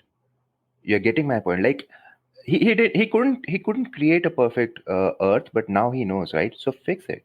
But if he's not fixing it, then I refuse to believe that there's a God, because God is not doing his job correctly. Okay. So basically your concept is that because there are these natural disasters, you don't believe in a God. But even if the natural disasters didn't occur, you would be closer to God. But because you can't prove hell or heaven, you would still therefore doubt and end up back into the same quagmire, i.e. of not accepting God because you can't prove hell or heaven, right? Yeah, that's correct. And right. So I think what's important here before we even get to natural disasters or what would be deemed as natural disasters, I think fundamentally we should establish whether there are good reasons to believe in God in the first place. Mhm. Because if there aren't good reasons to believe in a God, then the question of natural disasters is irrelevant to the Okay. discussion. Correct? I mean, okay, go ahead. I don't agree with it, but okay. No, Yeah, we so can go with it. what I'm trying to say to you is if in the very first place there are no good reasons to believe in a creator to start with, Yeah. then the natural disasters being there or not being there become irrelevant. This is what I'm trying to say to you. Ask that again. I didn't get your concept. Ask that again. Okay, what I'm saying is that if there are no good reasons to believe in a creator in Yeah. the first place, Yeah. then the question of Oh, okay. I get your point. So understand? let's say, yeah. Now, so let's say the good reasons of proof of God is like there is a planet and there is life, and these are like good reasons to believe that there might be a God, right? No, I'm not. This is that, but you're straw manning my position because I'm not arguing that. Though. Okay, so complete your point. Okay, so what I wanted to ask you was, do you believe that you exist? Yeah, I do believe I exist. And do you believe that the universe exists? Yeah, I do that. I do believe that. Do you believe that the universe is contingent, reliant on certain things? It could have been assembled in a different way to how it is assembled. Yeah. Do you accept that? Yeah. Do you therefore accept that it then requires a explanation of how it came about in this way?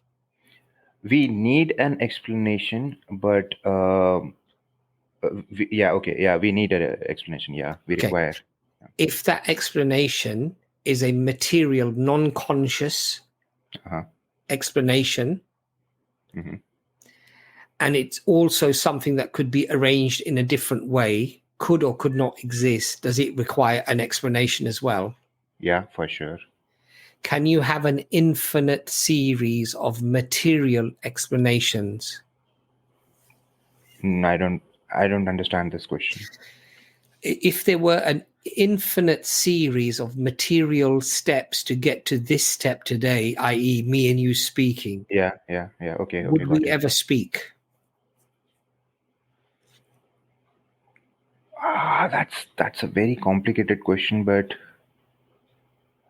if there were infinite steps for us to reach here, would we ever speak? Yeah, we would speak. Yeah, for sure. Can you ever traverse an infinite number of steps? I'm not sure if there can be any infinite number of steps, but I could be wrong. There might be infinite number of No, steps. whether you believe in something existing or not is irrelevant. If there were an infinite series of steps to get to this step, Yeah. by definition, the word infinite means an uncountable. All right, I get it. Yeah. So we can talk. Yeah. We can talk, you're saying. Yeah. If there are infinite steps, we might stumble upon one instance where actually this is true and we are talking to each other. So in an infinite number of cases, us talking can be true in one instance. Okay. Or maybe more. So basically what you're saying then, let me understand your position. You're saying that for us to be speaking at this point that we are speaking at, yeah, if there were an uncountable number of steps to get to this point, you're saying that we would be able to count those steps. We can't count those steps. Because they're infinite. Yes. So we can't count. Yeah. But any one of that instance from the infinite number of steps, we could be talking to each other. But I don't get your point with this. Yeah. So the point, so if we can't count a number to get to this number, you can never get to this number. Okay, that makes sense. Okay, we can't reach. Yeah. Okay. So what that then necessitates is it necessitates a necessary existence that has to have always existed without having a cause of its own existence. All right, I get your point. So my position on the origin of universe and everything is that we don't know how how all of this happened, and science does not have the technology to figure out when and how was the origin of this universe. So my position is, if you ask me how we came about, how universe came about, how life came about, we don't know. I don't know. But it doesn't give you the right to say, you know what, if you don't know, I know who did this. Santa Claus did it. If you say Santa Claus did it, then you have to prove with evidence. And if you can prove with evidence, then I can actually value your claim. But if my child asks that, Dad, how does a car engine works? And I don't know. So I won't say that, God makes it run. I would say, son, I don't know how it works. Let's figure it out. And if I can't figure it out, I'll say, son, I don't know that. But I wouldn't lie to him saying that God did it. And if I do that, he'll ask, what is the proof? And it's my responsibility to give him the proof and not to lie. So what I'm saying is, based on your logic, I don't know how Earth came about. Was it infinite or not? I don't know. If someone created or not, I don't know. I'm just saying this answer cannot be this question cannot be answered right now. But Matt, if you say Yes, that, it can be. I'll let you if you come in, say Judge. I'm just going to Yes, finish. yes, it can there's be. a God, yeah, okay. I'm just going to, Max. Yes, the When question. your child asks you that the car engine, where did it come from? Mhm. Are you going to tell your child, I don't know, it could have just come by itself? Or are you going to say somebody made it? I would say somebody made it Okay. because I know somebody made it. I know that. Did you see the person make the car Oh, engine? I inference. can go to the factory No, and but did you? prove him. Did you see the I person? Inference. didn't. No, you didn't. But you use deduction. You Yeah. use induction or deduction. You use a reasoned approach. Yeah. That because this is something complex, this is made of different materials, because it has been assembled in a certain way, Yeah. you immediately deduce that Okay. this car engine could not have simply popped into existence from nothing. All right. Correct? Yep. Correct? Yep. Would you say that this universe is more complex than a car engine? Yeah, for sure. So then what you would have to, I think, reasonably argue or reasonably deduce is that Yeah. if a car engine cannot simply come into existence from nothing without Mm-hmm. thing bringing it into existence, Yep. then there is even less chance, I would say, much less chance, Mm-hmm. infinitely less chance that this Mm-hmm. entire universe, with more stars than grains of sand on every beach on Earth, Yep. could have simply come into existence and be assembled without an assembler, without a creator, without a maker. Yeah, okay. So I have a response. Okay, I get your point. If my son asks me how did the engine came about, and I tell him that it was manufactured by humans, right? I came to that information with a deduction that I know that humans can create, right? But if my son asks, I don't believe that humans can create this engine, right? And if he says, I just don't believe this can be possible. So I can put in efforts to go to the factory and take him to the factory where the engines are made. I can prove him with evidence that, this is how engines are made. But you are saying that God has created, but But you Max, you're cannot missing take, the point. wait. You can't take me to a factory where Yeah. planets are made and where, Max, you're missing the point. yeah. The point is, and I'm going to finish here and I'm going to let the other brothers come in here. Mhm. The point is that you will deduce, looking at something, Yeah. that it could not have simply come about from nothing or by itself, even though you yourself have not seen the car engine being built. Mhm. In other words, you will arrive at an opinion, I would say as certain as it could be, Mhm. that this must have been made by something or someone. Okay. Yeah. Right? Yeah. So when we look at the universe, clearly we know that there isn't going to be a factory that we can go to and actually physically see God pumping out universes. But we can deduce that it must have come from something. It can't just come from nothing. Yeah, but if you claim that, for me, it can be a fact that universe was eternal and uncreated. It can be, but I can be wrong. But whatever you claim, I say that I don't know how all it happened. But if you claim that God has created and God was uncreated, I mean, for you, God can be uncreated, but universe can't be uncreated, right? Let's go with Okay, that. but Max, I'm going to let the other brothers come in here because now All right. you've actually changed your argument because your Argument. initial My last 10 seconds. 10 Yeah, because seconds. I'll Max, go. your initial argument was, and we ran through the discussion with you, and you said it was when I asked you, does it require an explanation? If it's contingent, could have been assembled in a different multitude of different ways, and it relies on certain things for its existence, then it requires an explanation. Give me 10 seconds and I'll go. Now Give me what 10 you're saying is that I believe that the universe could just be eternal, which, by the way, goes against pretty much every scientific opinion that's out there. And because you were talking from a point of view of evidence and presumably science and mathematics, you seem to have literally thrown that all under the bus now. And now you're positing something I'll leave, that but give no me 10 scientist seconds. that I know of actually. Max, don't We go don't want anywhere. you to leave. Can you Max, give We me don't 10 want seconds? you to leave. Max, we don't want you to leave. Yeah, please don't leave because there's a lot to discuss. Imran, you We'd got like to have a discussion with you. Please, Ijaz, continue.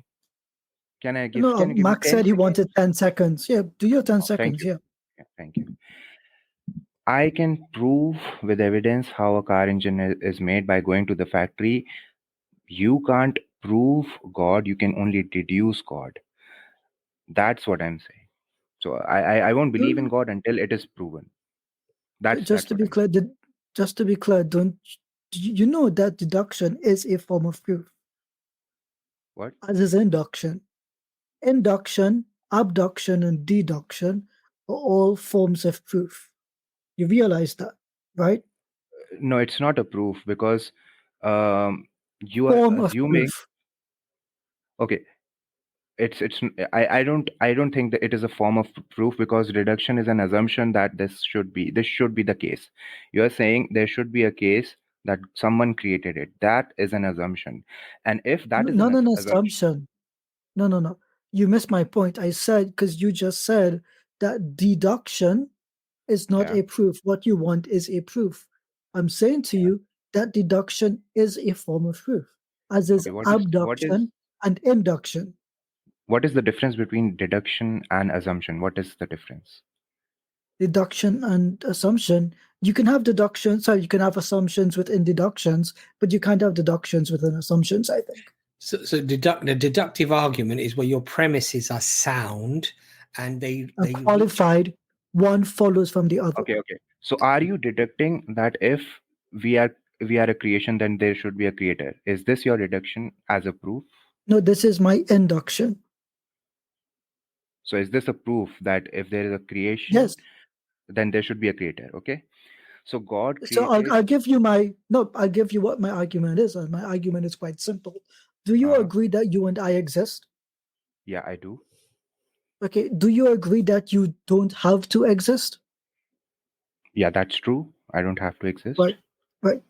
So I don't have to exist. You don't have to exist. But there is a fact here that we do exist, right? Yeah.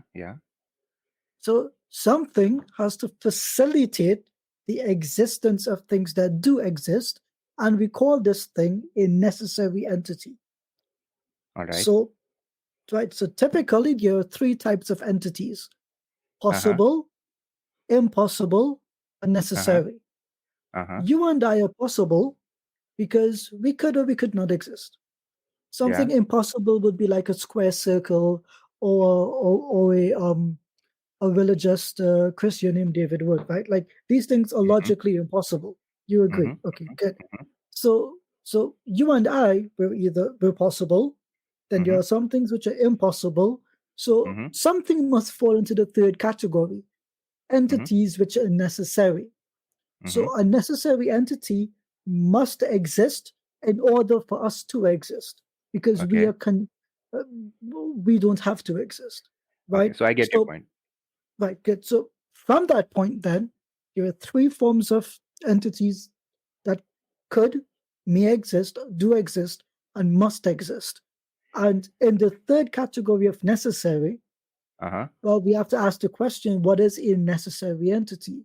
A necessary entity grounds the existence of possible entities.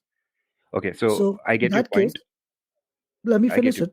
Okay. 10 more seconds, 10 more. So my point is quite simply this. The only viable explanation for the description of a necessary entity is one which is eternal and uncreated, with the capacity and the attributes to sustain creation. By creation, I mean here things which are possible. Okay. I mean, so you are saying that the universe is created by a creator. Okay. So my next question. You don't have to use those words, but we can assume that. Okay. So who created the creator? And then you say that he's necessary and he's uncreated and he doesn't need anything. Okay. Right. So no, I didn't say he doesn't need anything, but I did say he is necessary, meaning that there can only be one of that thing. I didn't say him, I said entity. That entity must be necessary in order to facilitate our existence. Things which are possible cannot exist if the necessary entity itself does not exist. So because you and I are possible entities and we exist, therefore a necessary entity must exist. Okay, so you assume that the creator is uncreated and he was like there forever, right? No, I say necessary. That's what the word necessary here means. You can't have the existence of possible things without that necessary entity. Okay, who created that necessary entity is what I'm asking. Who created something which is necessary does not come into creation. If an entity is created, it's a possible entity. Remember, go back again. 3 entities: possible, impossible, or necessary. You and I are possible things because we are created. A necessary entity is he is what grounds the created things. He himself is not created. Okay. So otherwise, if he is created, he is a possible thing. Right. So what if I say that the creator, the God, is a possible thing, not a necessary thing? So one of us is lying, right? One of us is lying. Well, right? that would be illogical. No, if you say that God, one second, if you say that God is a possible thing and not necessary, that's an irrational statement. Okay, if you say the universe is a possibility and humans and planets is a possibility, I say that is an irrational, illogical argument. So who is correct? I'm saying the universe. Wait. Repeat the last 10 Let me. Yeah. Okay. I'm saying that if you say, okay, let me think. That would be good. Yeah, okay. I'm saying that the universe, you're saying that the universe is a possibility, humans are a possibility. I'm saying that that is an illogical, irrational argument, right? Because when I say God is a possibility, you say it is an irrational logic. So we both are accusing each other of it. For me, okay, let me simplify it. Give me 10 seconds. I'll simplify it. Give me 10 seconds. I'm saying the universe is necessary, it was uncreated, it was forever, and you are saying God is necessary, it is created forever, it is uncreated, right? Who is lying here? Well, it has to be you, because we know that the universe is not eternal. How can you prove that? Okay, well, fun. Now we have to go back to actual science, and we'll have to go back to when time was equal to 0. And we're going to go through the whole thing about the Big Bang, and we're going to go through the whole thing about particle accelerators, right? And at the end, well, let's be clear here. Are you familiar with what happened at time equal to 0? I don't believe in Big Bang. I don't believe in time equal to 0. And the Big Bang is the best model to explain the creation of matter, but no, it's not a proof. So science has. And the best model, but the best model, does it match my understanding of the world, or does it match your? I mean, it matches your. It matches your.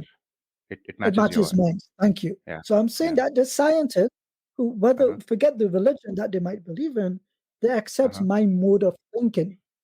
and they agree that the universe is not eternal. It began at some point, and it's Yeah. leading to a heat death. It's Yeah, leading but to a heat death.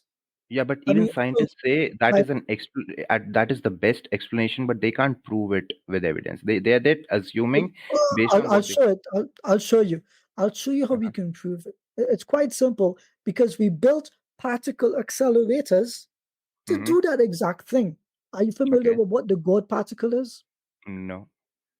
So we were able to recreate what we perceive to be the early conditions. I think it's directly after the universe was formed. To understand how, Dr. Imran, correct me, how particulate matter interacted in that early stage, modeled that, and then applied to our universe.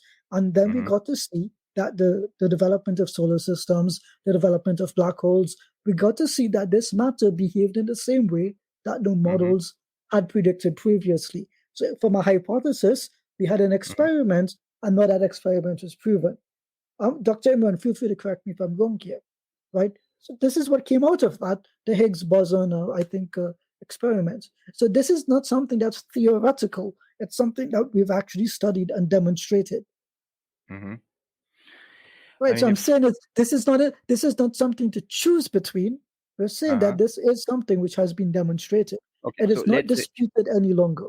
okay. So let's say the new universe was created at some point. That proves that universe Yes. is possible and not necessary, right? Yeah, we agree with that. Okay, so how does that prove that there was a creator and he's Easy. unnecessary? Easy, because any entity which is possible, right, does not have to exist. By virtue of the fact that we do exist, it must means that our origination can't in itself be from something which is also possible. It can only be from something which is necessary, because there are three categories: possible, impossible, and necessary. If you don't understand those three categories, now is the time to say so. I So get it. I get anything it. which is possible can't be necessary. Necessary Okay. means that that thing must exist to ground our reality and existence. All right. Something had to precede time equals zero. Something had to precede that for the universe in order for the universe to be facilitated in Okay. existence. Okay. So let's talk about that. Why do you call the God who created universe necessary, and why can't you call him a possibility? Wait, there might I be a already case. explained that. Yeah, Asked and there might be a answered. case that someone created God. So how can you define him as Right? necessary? Yeah. So I already answered this, and I'll say it again, because anything which is contingent, anything which may or may not exist, something which does not have to exist, will always be contingent. And a contingent thing can't exist because of another contingent thing. Otherwise, ad infinitum, you keep going backwards. You need something to create that thing, to create that thing, to create that thing. You never get the grounding for the existence of the universe. Brother Abbas took you through an argument of traversing an infinite number of things, and you conceded to his point. So you're asking me something else I already mean, proven to. so 1 second. No, I didn't science. finish. I didn't finish. Oh, Please. okay. Please, I didn't finish. Please, I didn't finish. Uh-huh. So, Brother Abbas took you through that point quite eloquently. So I'm bringing it back now. A necessary thing is the thing which grounds and facilitates the existence of possible things like you and me. So the second that you say, well, why can't God be possible? Well, demonstrate to me you don't understand the difference between a contingent and necessary entity. By which at that point, you're not understanding me. So I'm going to say, I'm going to tap out as a team member here. And I want to bring in my mentor, my teacher, my beloved, and my occasional physician when I screw up. Abbas is trying to point to his basement for some reason. Who have you locked in your basement? I would like to bring in Dr. Imran, the guy beneath me at this point. Okay, wait. Before Imran says, give me 10 seconds to respond. Yeah, take it 10 seconds. Science proved with creating God particle again that the universe is possible, right? Science proved it with evidence. Where's your evidence that God is actually possible, not like where is the proof that God is necessary and not possible based on evidence and not an assumption and deduction? That's my final thoughts on this. I need an evidence for what you are claiming that God is necessary. Without evidence, I consider these fairy tales. I consider Max, these I think fairy what you tales. need to do is just watch the stream again and possibly just Google a few things. And Doctor, unless you want to add anything, because we are very It's just late. because I want to just take it back to the beginning. So it's interesting because I welcome Max to the stream. Yeah, It's thank you, interesting because you rejected science, you rejected induction, and you rejected deduction. So you're rejecting logic as well. So it's interesting how and that explains a lot of the conversation. But and it shows that you're not understanding the difference between the impossibility of an infinite regression, and therefore the necessary step that this infinite regression has to stop, and wherever it stops, that has to be the necessary being. But I'm going to leave that conversation. I think it's amply shown, and you'd have to think about this a bit more. So watch the stream again. I want to take you back to your original point, because your original point was something different, and you spoke about your reason for rejecting God being natural disasters. Yeah, that's correct. So why is that a reason for rejecting God? Yeah, because if I created a car and the clutch plate wasn't working, I would fix it, right? The God created a faulty planet. He knows there's a fault and he's not working on it. He's not fixing. How do you know it's a fault? Because we die in earthquakes. How do you know that's a problem? Because we die. Why is that a problem? I'm asking you a question. I mean, why would we die because of God's fault? I'm asking you a question. Why is that a problem? We live. There are earthquakes. We die. Why is that a problem? I'm asking you. I'm asking you I'm asking you to give me an explanation of why that is a problem with believing in God. Why natural disasters and people die. I don't think anyone wants to die. That's why. Yes. So what? Why is that a problem? If you don't think you want to die, I understand that. But why is that a problem for the existence? So I get your question. Yeah. So if I was a creator of humans, if I was a god and I created humans, I wouldn't want them to die, right? I'm creating them and letting them die. It doesn't make sense. So okay, so hang on a sec. Why doesn't it make sense? Then why would I create them? Okay, so what is the assumption that you're making? My assumption is, if I'm a creator, why would I destroy my own creation with earthquakes? Okay, but what's the assumption that you're making? What is the assumption you're making? The assumption is that if God was there, he should fix earthquakes, this faulty planet, so that we stop dying. This is Max. You're repeating the claim again. You're not explaining. Okay.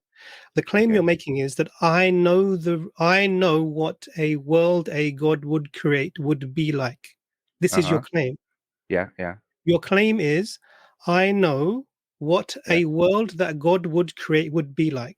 There would be no death and there would be no earthquakes. Yeah. Tell me the reason for this. What is the evidence for this to be the position? Because I wouldn't destroy my creation as a creator. As a creator, that doesn't make sense. Yeah. You're giving. I want evidence for that position to be correct. I don't want in my view, I would like to live forever. Yeah, that's fine. Nice fairy tale. I don't believe in fairy tales. Yeah. The claim you're making is that there are natural disasters and people die. And if I was God, I wouldn't make it like this. But that's not an argument against the existence of God.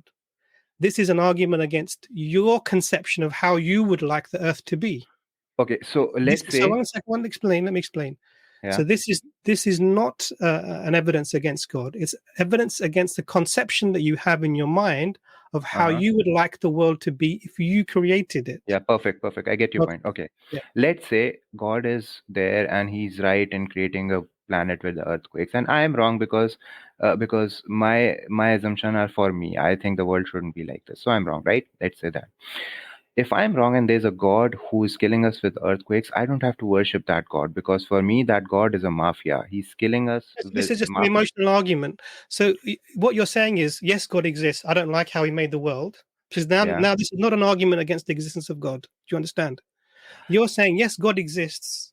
I just don't like him. I'm going to be upset. Because one second, Max. Yeah. Because he made a world in which people die. I don't like him. I'm not going to worship him. Yeah, okay, I get your point. So now one second, let me explain it to you. So your argument is not against the existence of a creator. Yeah. You're arguing against your own personal preference of how you would want to create a world. Do you understand?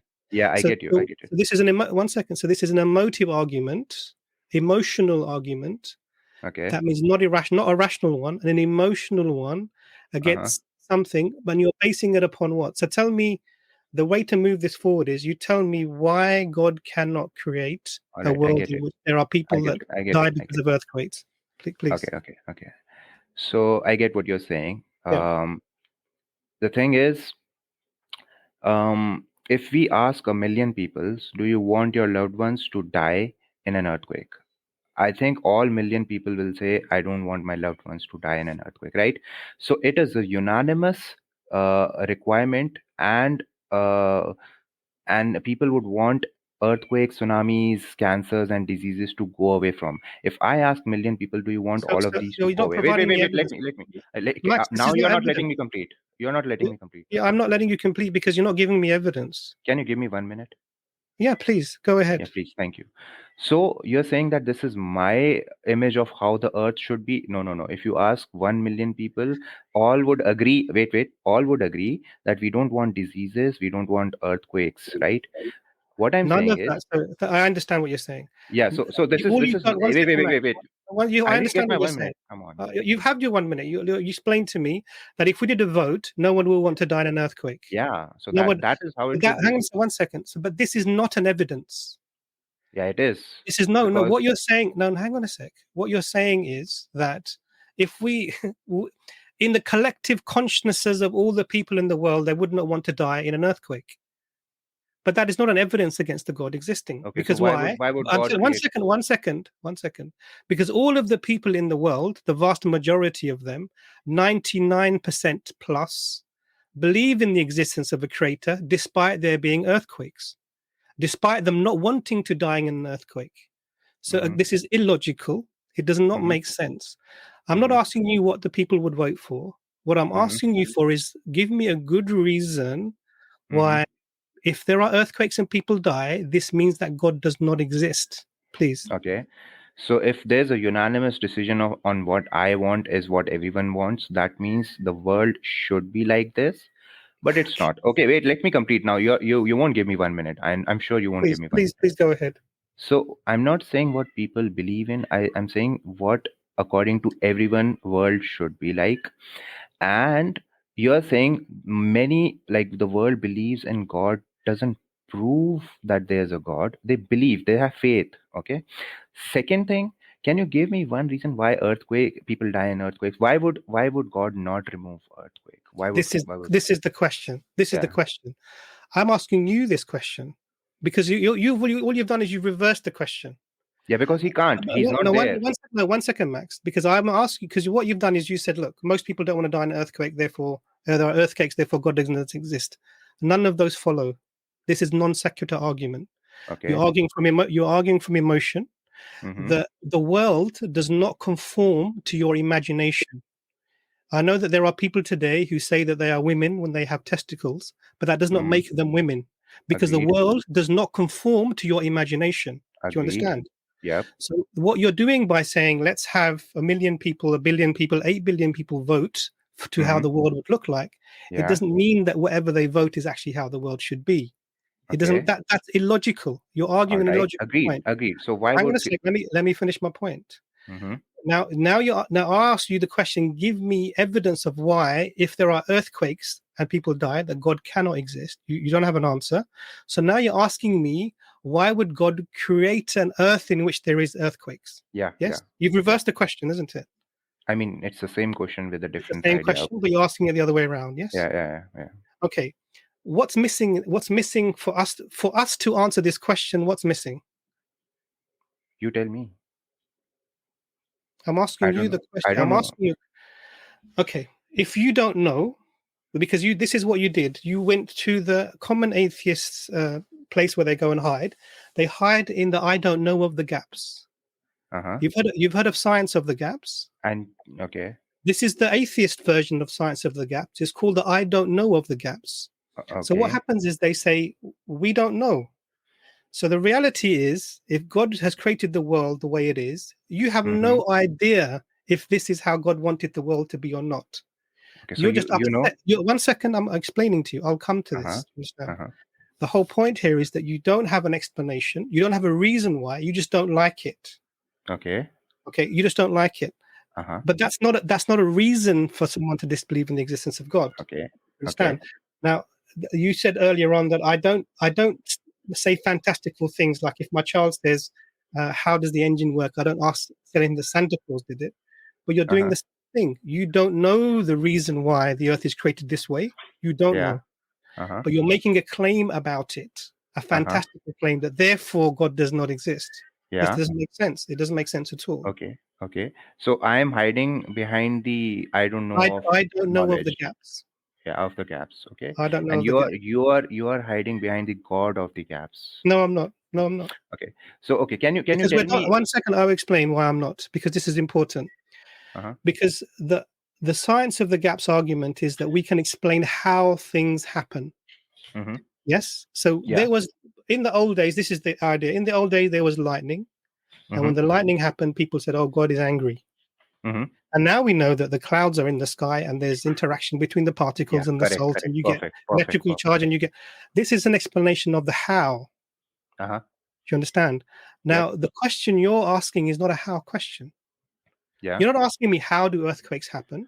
Uh-huh. You're asking me why do earthquakes happen. Yep. Yeah. This is yes. Do you understand the difference? Yeah, but I'm not getting an answer. Yes, because the reason is you're not getting an answer is because you without an answer. This is important. You're not getting an answer, but from this answer, you directly made a claim. From the I don't know of the gaps, you said God doesn't exist. Yeah, from this answer, because there are 1 second, because there are earthquakes and people die, God doesn't exist. Pure emotion, illogical. It doesn't make any. It does not give any explanation to the reality. You're just using this because you don't like how things are. Okay, so the world does not exist. I don't know why earthquakes are. Can you tell me? Yes. Yeah. You're talking about explanation or the why? Why? You're talking about the how or the why? Why did God create earthquakes? Okay, that's a good question. How are you going to find the answer to this question? You know the God. I don't know. You tell me. Bible is there. You follow God. You would know that. Okay, good. I like humbleness. It's important to have this. Now, the point here is very simple.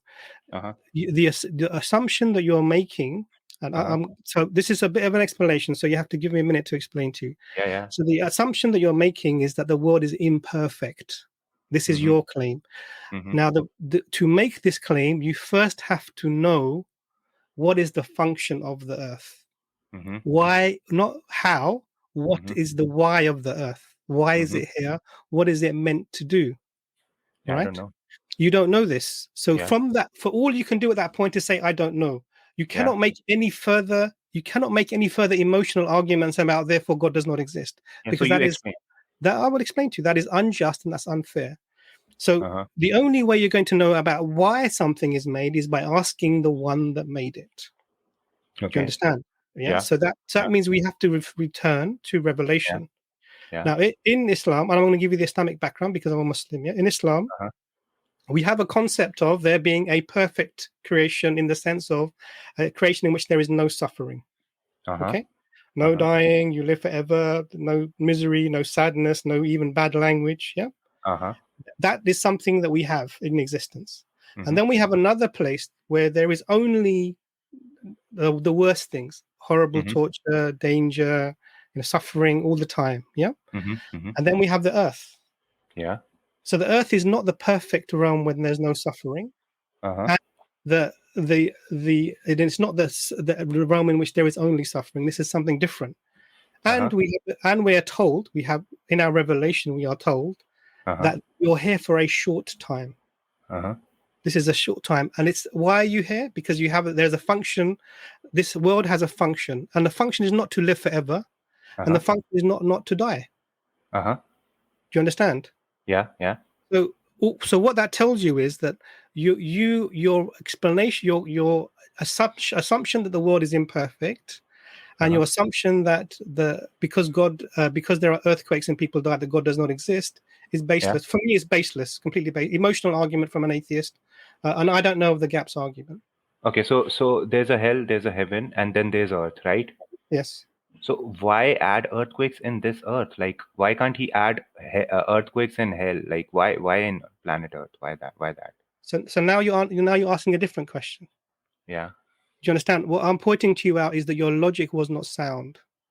Listen to me 1 second, Max. It's very important. The logic that because there are bad things that happen in the world, earthquakes and people dying, that God does not exist, this is a straw man argument. And why is it a straw man argument? Because the argument makes an assumption about the intention of the creation of this world that you do not have access to. So you as a human being, even if you all vote and there's a democratic election and everyone decides the world is not how we would like it to be, it does not mean anything about whether or not the creator exists. The reality is this: the reason for the existence of the earth is something that only the creator can tell you. And it's however this world is, is perfect for the purpose for which it was created, because it's created because the why of the creation is with the creator. Okay, so I have a question. Yeah, please ask.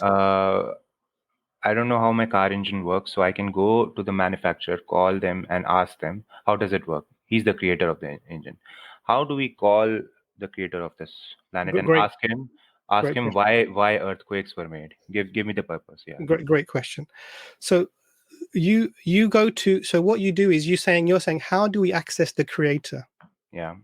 Isn't it? This is the question you're asking, really. How do we access the creator? Yep. It's even easier now, because throughout history, I'm not talking now about one specific religion. Throughout history, in every single culture, separated by language, separated by geography, separated by time, there are people that have come forward and said the creator has spoken to us and this is the message. Yeah. Do you understand? Yep. So now this is the creator giving you information about the why of you being here and the reality of this world. Okay. Now what's required from you? What's required from, very simple, is to make an assessment. You look at the evidence that's presented to you in a reasonable, unbiased way, with openness. I mean, if I came to you, Max, with prejudice, and whatever you're saying, I'm going to think bad about you or negatively about you, I'm not going to learn from you. All I'm going to be doing is looking at what you're saying, and I'm going to be finding out how can I respond to him. Yep. Actually, what I should be doing is listening to you, which is why I spent all this time when you were talking to the brothers, just listening to understand. Yeah. And then I should be trying to understand you so that I can interact with you in a fair way. Yes. Now, what's required from you is to assess these realities of these people that have come forward. Look at what they have produced. Look at the thing that they claim is the message. So there are Hindus that claim that Bhagavad Gita is the message. There are Sikhs that claim the Guru Granth Sahib is the message. There are Christians that say the Bible is them. They have concepts of the creator. Okay. Just like you have maybe concepts of gravity, different theories of gravity. The different concepts do not take away the reality of the gravity. Therefore, the different concepts of the God among the people is something that doesn't take away the reality of God. You just need to assess. So you would assess the product that was brought, and then you would go from that place. You understand? Yep. So God sent us messages from in the form of Bible and Quran and everything, right? No, I'm not saying. I'm saying these are the claims that people have made. So how do we these contact are claims God? So you have to. What you have to do is you have to assess them. Do you understand? So I don't those are claims. That is actually not true. That the God has sent it, right? It's not. No. Yeah, you have to. Max. You have to assess. You can't just because someone anyone can stand up. I mean, Max, and reject it. Just 1 second. I can assess. Okay. 100% you can assess and reject. 100%. You are the Quran says like Din. There is no compulsion in religion. You are able to assess and this is why God has given us a rationality. A brain works and thinks and seeks truth. You can't find you cannot explain our brain's ability to seek truth from evolution or natural processes. You cannot do this. Okay. So I have a question.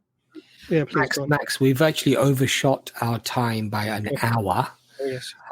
If I could kindly request that perhaps you come earlier on our next stream, you can actually come on the Wednesday stream. What is the Wednesday stream, Imran? The Wednesday stream is, I think it's, what was the brother saying? Doubtbusters? Yeah, I mean, you know what? If you come super early, we might be able to get you on. My apologies to the rest of the people waiting backstage, but we normally finish the stream at 11:30, and it's coming up to 12:30. Yeah. My bad. I took Max, so it was much nice time, but talking to you. I Imran, enjoyed it. Please come I again. enjoyed talking to you. I really wanted to talk to you further, but I love talking to you. I love talking. Likewise. Thanks a And lot. there's no Max. There's no animosity here. I know we're having Zero a hard feelings. Zero hard feelings. It's interesting to discuss because I think this is how we learn from each other. So please come again, and we'll talk again, hopefully. Okay. And Max, before you go, I'll just say very quickly, and of course, then you can think about things and you can come back next time and you can discuss it. But not understanding why something happens, even though it may appear on the surface to be something undesirable. Allah says in the Quran that you may love or covet a thing that may be harmful for you, and you may despise a thing that may be good for you. In other words, Allah is telling us that there are many things that we may detest, that we may dislike, that we may have problems with, because we're emotional beings, and often we don't necessarily think logically, rationally, but we adopt our emotions. But Allah is telling us that He is all wise, and everything Allah does, regardless of whether we understand or do not understand, it doesn't diminish the authority or the correctness of whatever God does. You see. Now, this is why I took you back fundamentally to the concept of why it's why we have to accept this necessary existence. But of course, we Muslims, we don't just base our opinion just on these philosophical arguments. We have a Quran that we can apply the test of the falsification test that comes with the Quran. And once we are convinced that this Quran is indeed connected to the one that sent it, the creator, then we accept whatever it tells us on the basis that we are convinced now that this is indeed a book from Allah and it's been preserved. And of course, Max, look, being atheist, you can't answer questions like, for example, morality. What is moral? What is right? What is wrong? If you rely solely on social consensus, then Max, you know that many horrors in society happen as a consequence of social consensus getting it very wrong, right? The meaning of things. Why is your child a group of atoms that has been collected and orchestrated in a particular way more valuable than that of a rock? There is something fundamentally within our psychology, within our spirituality, within our hearts, that intuitively places value on certain things without even being able to necessarily logically or rationally explain those things. They're intuitive. They are something within us. Now, people can argue, well, this is evolution or whatever, but I think it when we look at certain issues, for example, you have an elderly mum, let's say, for argument's sake, and if a car is going to come and hit her, and you have the opportunity to push your mum out of the way, she may be very elderly. She might have, God forbid, not your mum personally, I'm just talking generally. If this mother has cancer, the doctor's given her 1 week to live. And there's a car coming, and you have the opportunity to push your mother out of the way, risking your own life, you will do that. Yet that makes no logical sense. No evolutionary sense. Yet you would do that because there's something intrinsic in your heart that you value about your mother, where you would literally sacrifice your life as a young man, even though your mother had 1 week to live. So all of these things cannot be explained necessarily through material understanding of things. There is something that supersedes that, that we intuitively accept and believe. And this is what Allah says, that a person, when they disbelieve, they actually have to shut all of these mechanisms down. They have to almost force themselves to atheism. But the natural predisposition of a human being is that he believes in something greater than him. Yeah. Okay. So I would love to continue debating, but we don't have any time. Wait. Yeah, that's fine. So when is your next stream on what channel? So same channel. We have a stream on Wednesday every other week, and we have a stream every Sunday every other week. But we have the definitions of the streams in terms of what the topics are, what the subjects are. But you're more than welcome to come up again, and if you want to come on and have that discussion, we can have that discussion with Sure. you. Imran, would you be there in the next stream? I really like talking to you, and Abbas, you too, but we were getting somewhere. Usually we are both on the streams. Willing, we should be there. Ijaz is on the stream. Sometimes he's on his private yacht or flying in his private jet, so he can't make the stream, but Ijaz, you're muted. Hold on, this dude was like, I like talking to Imran and Abbas, and then he didn't like you, Ijaz. Yeah, absolutely not. All right, Max, it was a pleasure to have you on. All right. Yeah, great. Thank you so much. Yeah, we'll hopefully speak again soon. All right. Yeah. Okay, then. All right, guys. My apologies to everybody else that's waiting. We are not, unfortunately, going to be able to have anybody else on. Please try to come on a bit earlier next time, and we will try to get you on. But in the meantime, thank you so much. Jazakallah khair to all the mods who do so much work and make the streams safer, better for all of us. Alhamdulillah. So we're very, very grateful to you. Our brothers and sisters in Palestine are literally being annihilated. We cannot imagine the suffering that they're going through. Literally cannot imagine. And I know many of us are actually, we're somewhat reducing the things that we're seeing because they are so graphic, and it's at a stage where really you don't have words to explain the sort of suffering, children, babies, mothers. It's just utterly shocking. And what I find really shocking about people who come on and want to discuss how if Hamas apparently made it to power, they would be doing much worse, as if somehow this justifies what's happening to the Palestinian people. Trying to make this type of gymnastics. And we hear this by Israelis, we hear this by politicians who are basically saying somehow inherently these are like evil people, bad people, and you have to annihilate them, you have to wipe them off the face of this earth. I just find that so morally reprehensible, morally dead, quite frankly, that you would even make an argument like that, instead of just saying that what we're seeing is an absolute genocide, a travesty, and it needs to stop, and we need to end this mass killing.